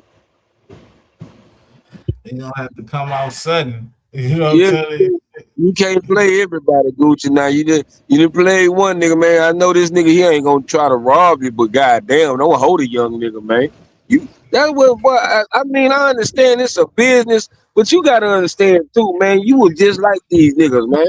Yeah, even though you know what I'm saying, Gucci, you know what I'm saying, did what he did though, nigga shit, nigga, it ain't nigga, I ain't tripping being signed. Man, Gucci, come sign me. You know what I'm telling you, them niggas don't want to rap, nigga, I rap. You know what I'm telling you, come sign me. I ain't tripping, nigga. You know, I just make sure the money good. You know what I'm telling you, all you gotta do is just make sure the money good, and I'm gonna rap my ass out. You know what I'm telling you? That nigga live $100,000 right now and rap my ass off for 10 albums. That nigga give me 10 albums for $100,000. Nigga, I'ma rap my see what Pooh Shotty got is that he spent that money on them on family and shit. Nigga, fuck y'all. When I get this money, I'm just like that nigga. I'm gone. Man, I ain't fucking with nobody. I'm a whole ass nigga now and everything. That probably be my rap name, hoe ass.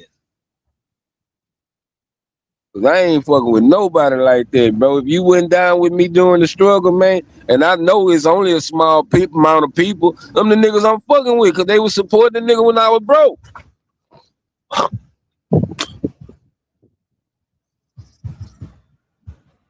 God bless whole ass niggas too. I noticed that too. Oh shit. Man, I'm about to get me some picks in, nigga. I'm about to shit. I hope there's some baseball games and some basketball games going on. Shit today. You gonna you finna get off? Nah, hell nah. Nah, hell yeah. I'm about to get off this bitch. Hell yeah. Man, I should have got my goddamn tablet when I was at the high. I could go live right now because we ain't doing a bitch ass thing. It's lunchtime. I'm finna go eat me some lunch. Yeah. Yeah, I can walk to the house and go get me a lunch. Yeah, I'm right down the street from where I stay. Okay. Yeah, I walk to work, nigga. I was at the house when I first started. When you put me on the line, I was at the house. At the house. I walk back to the job on the clock. Yeah, easy money. Easy money. Oh, I got a sandwich in my backpack. I'm tripping. I ain't gotta go nowhere. And I got some chips. Yeah, I'm gonna fuck with you then, homie. That's a bet, Jake.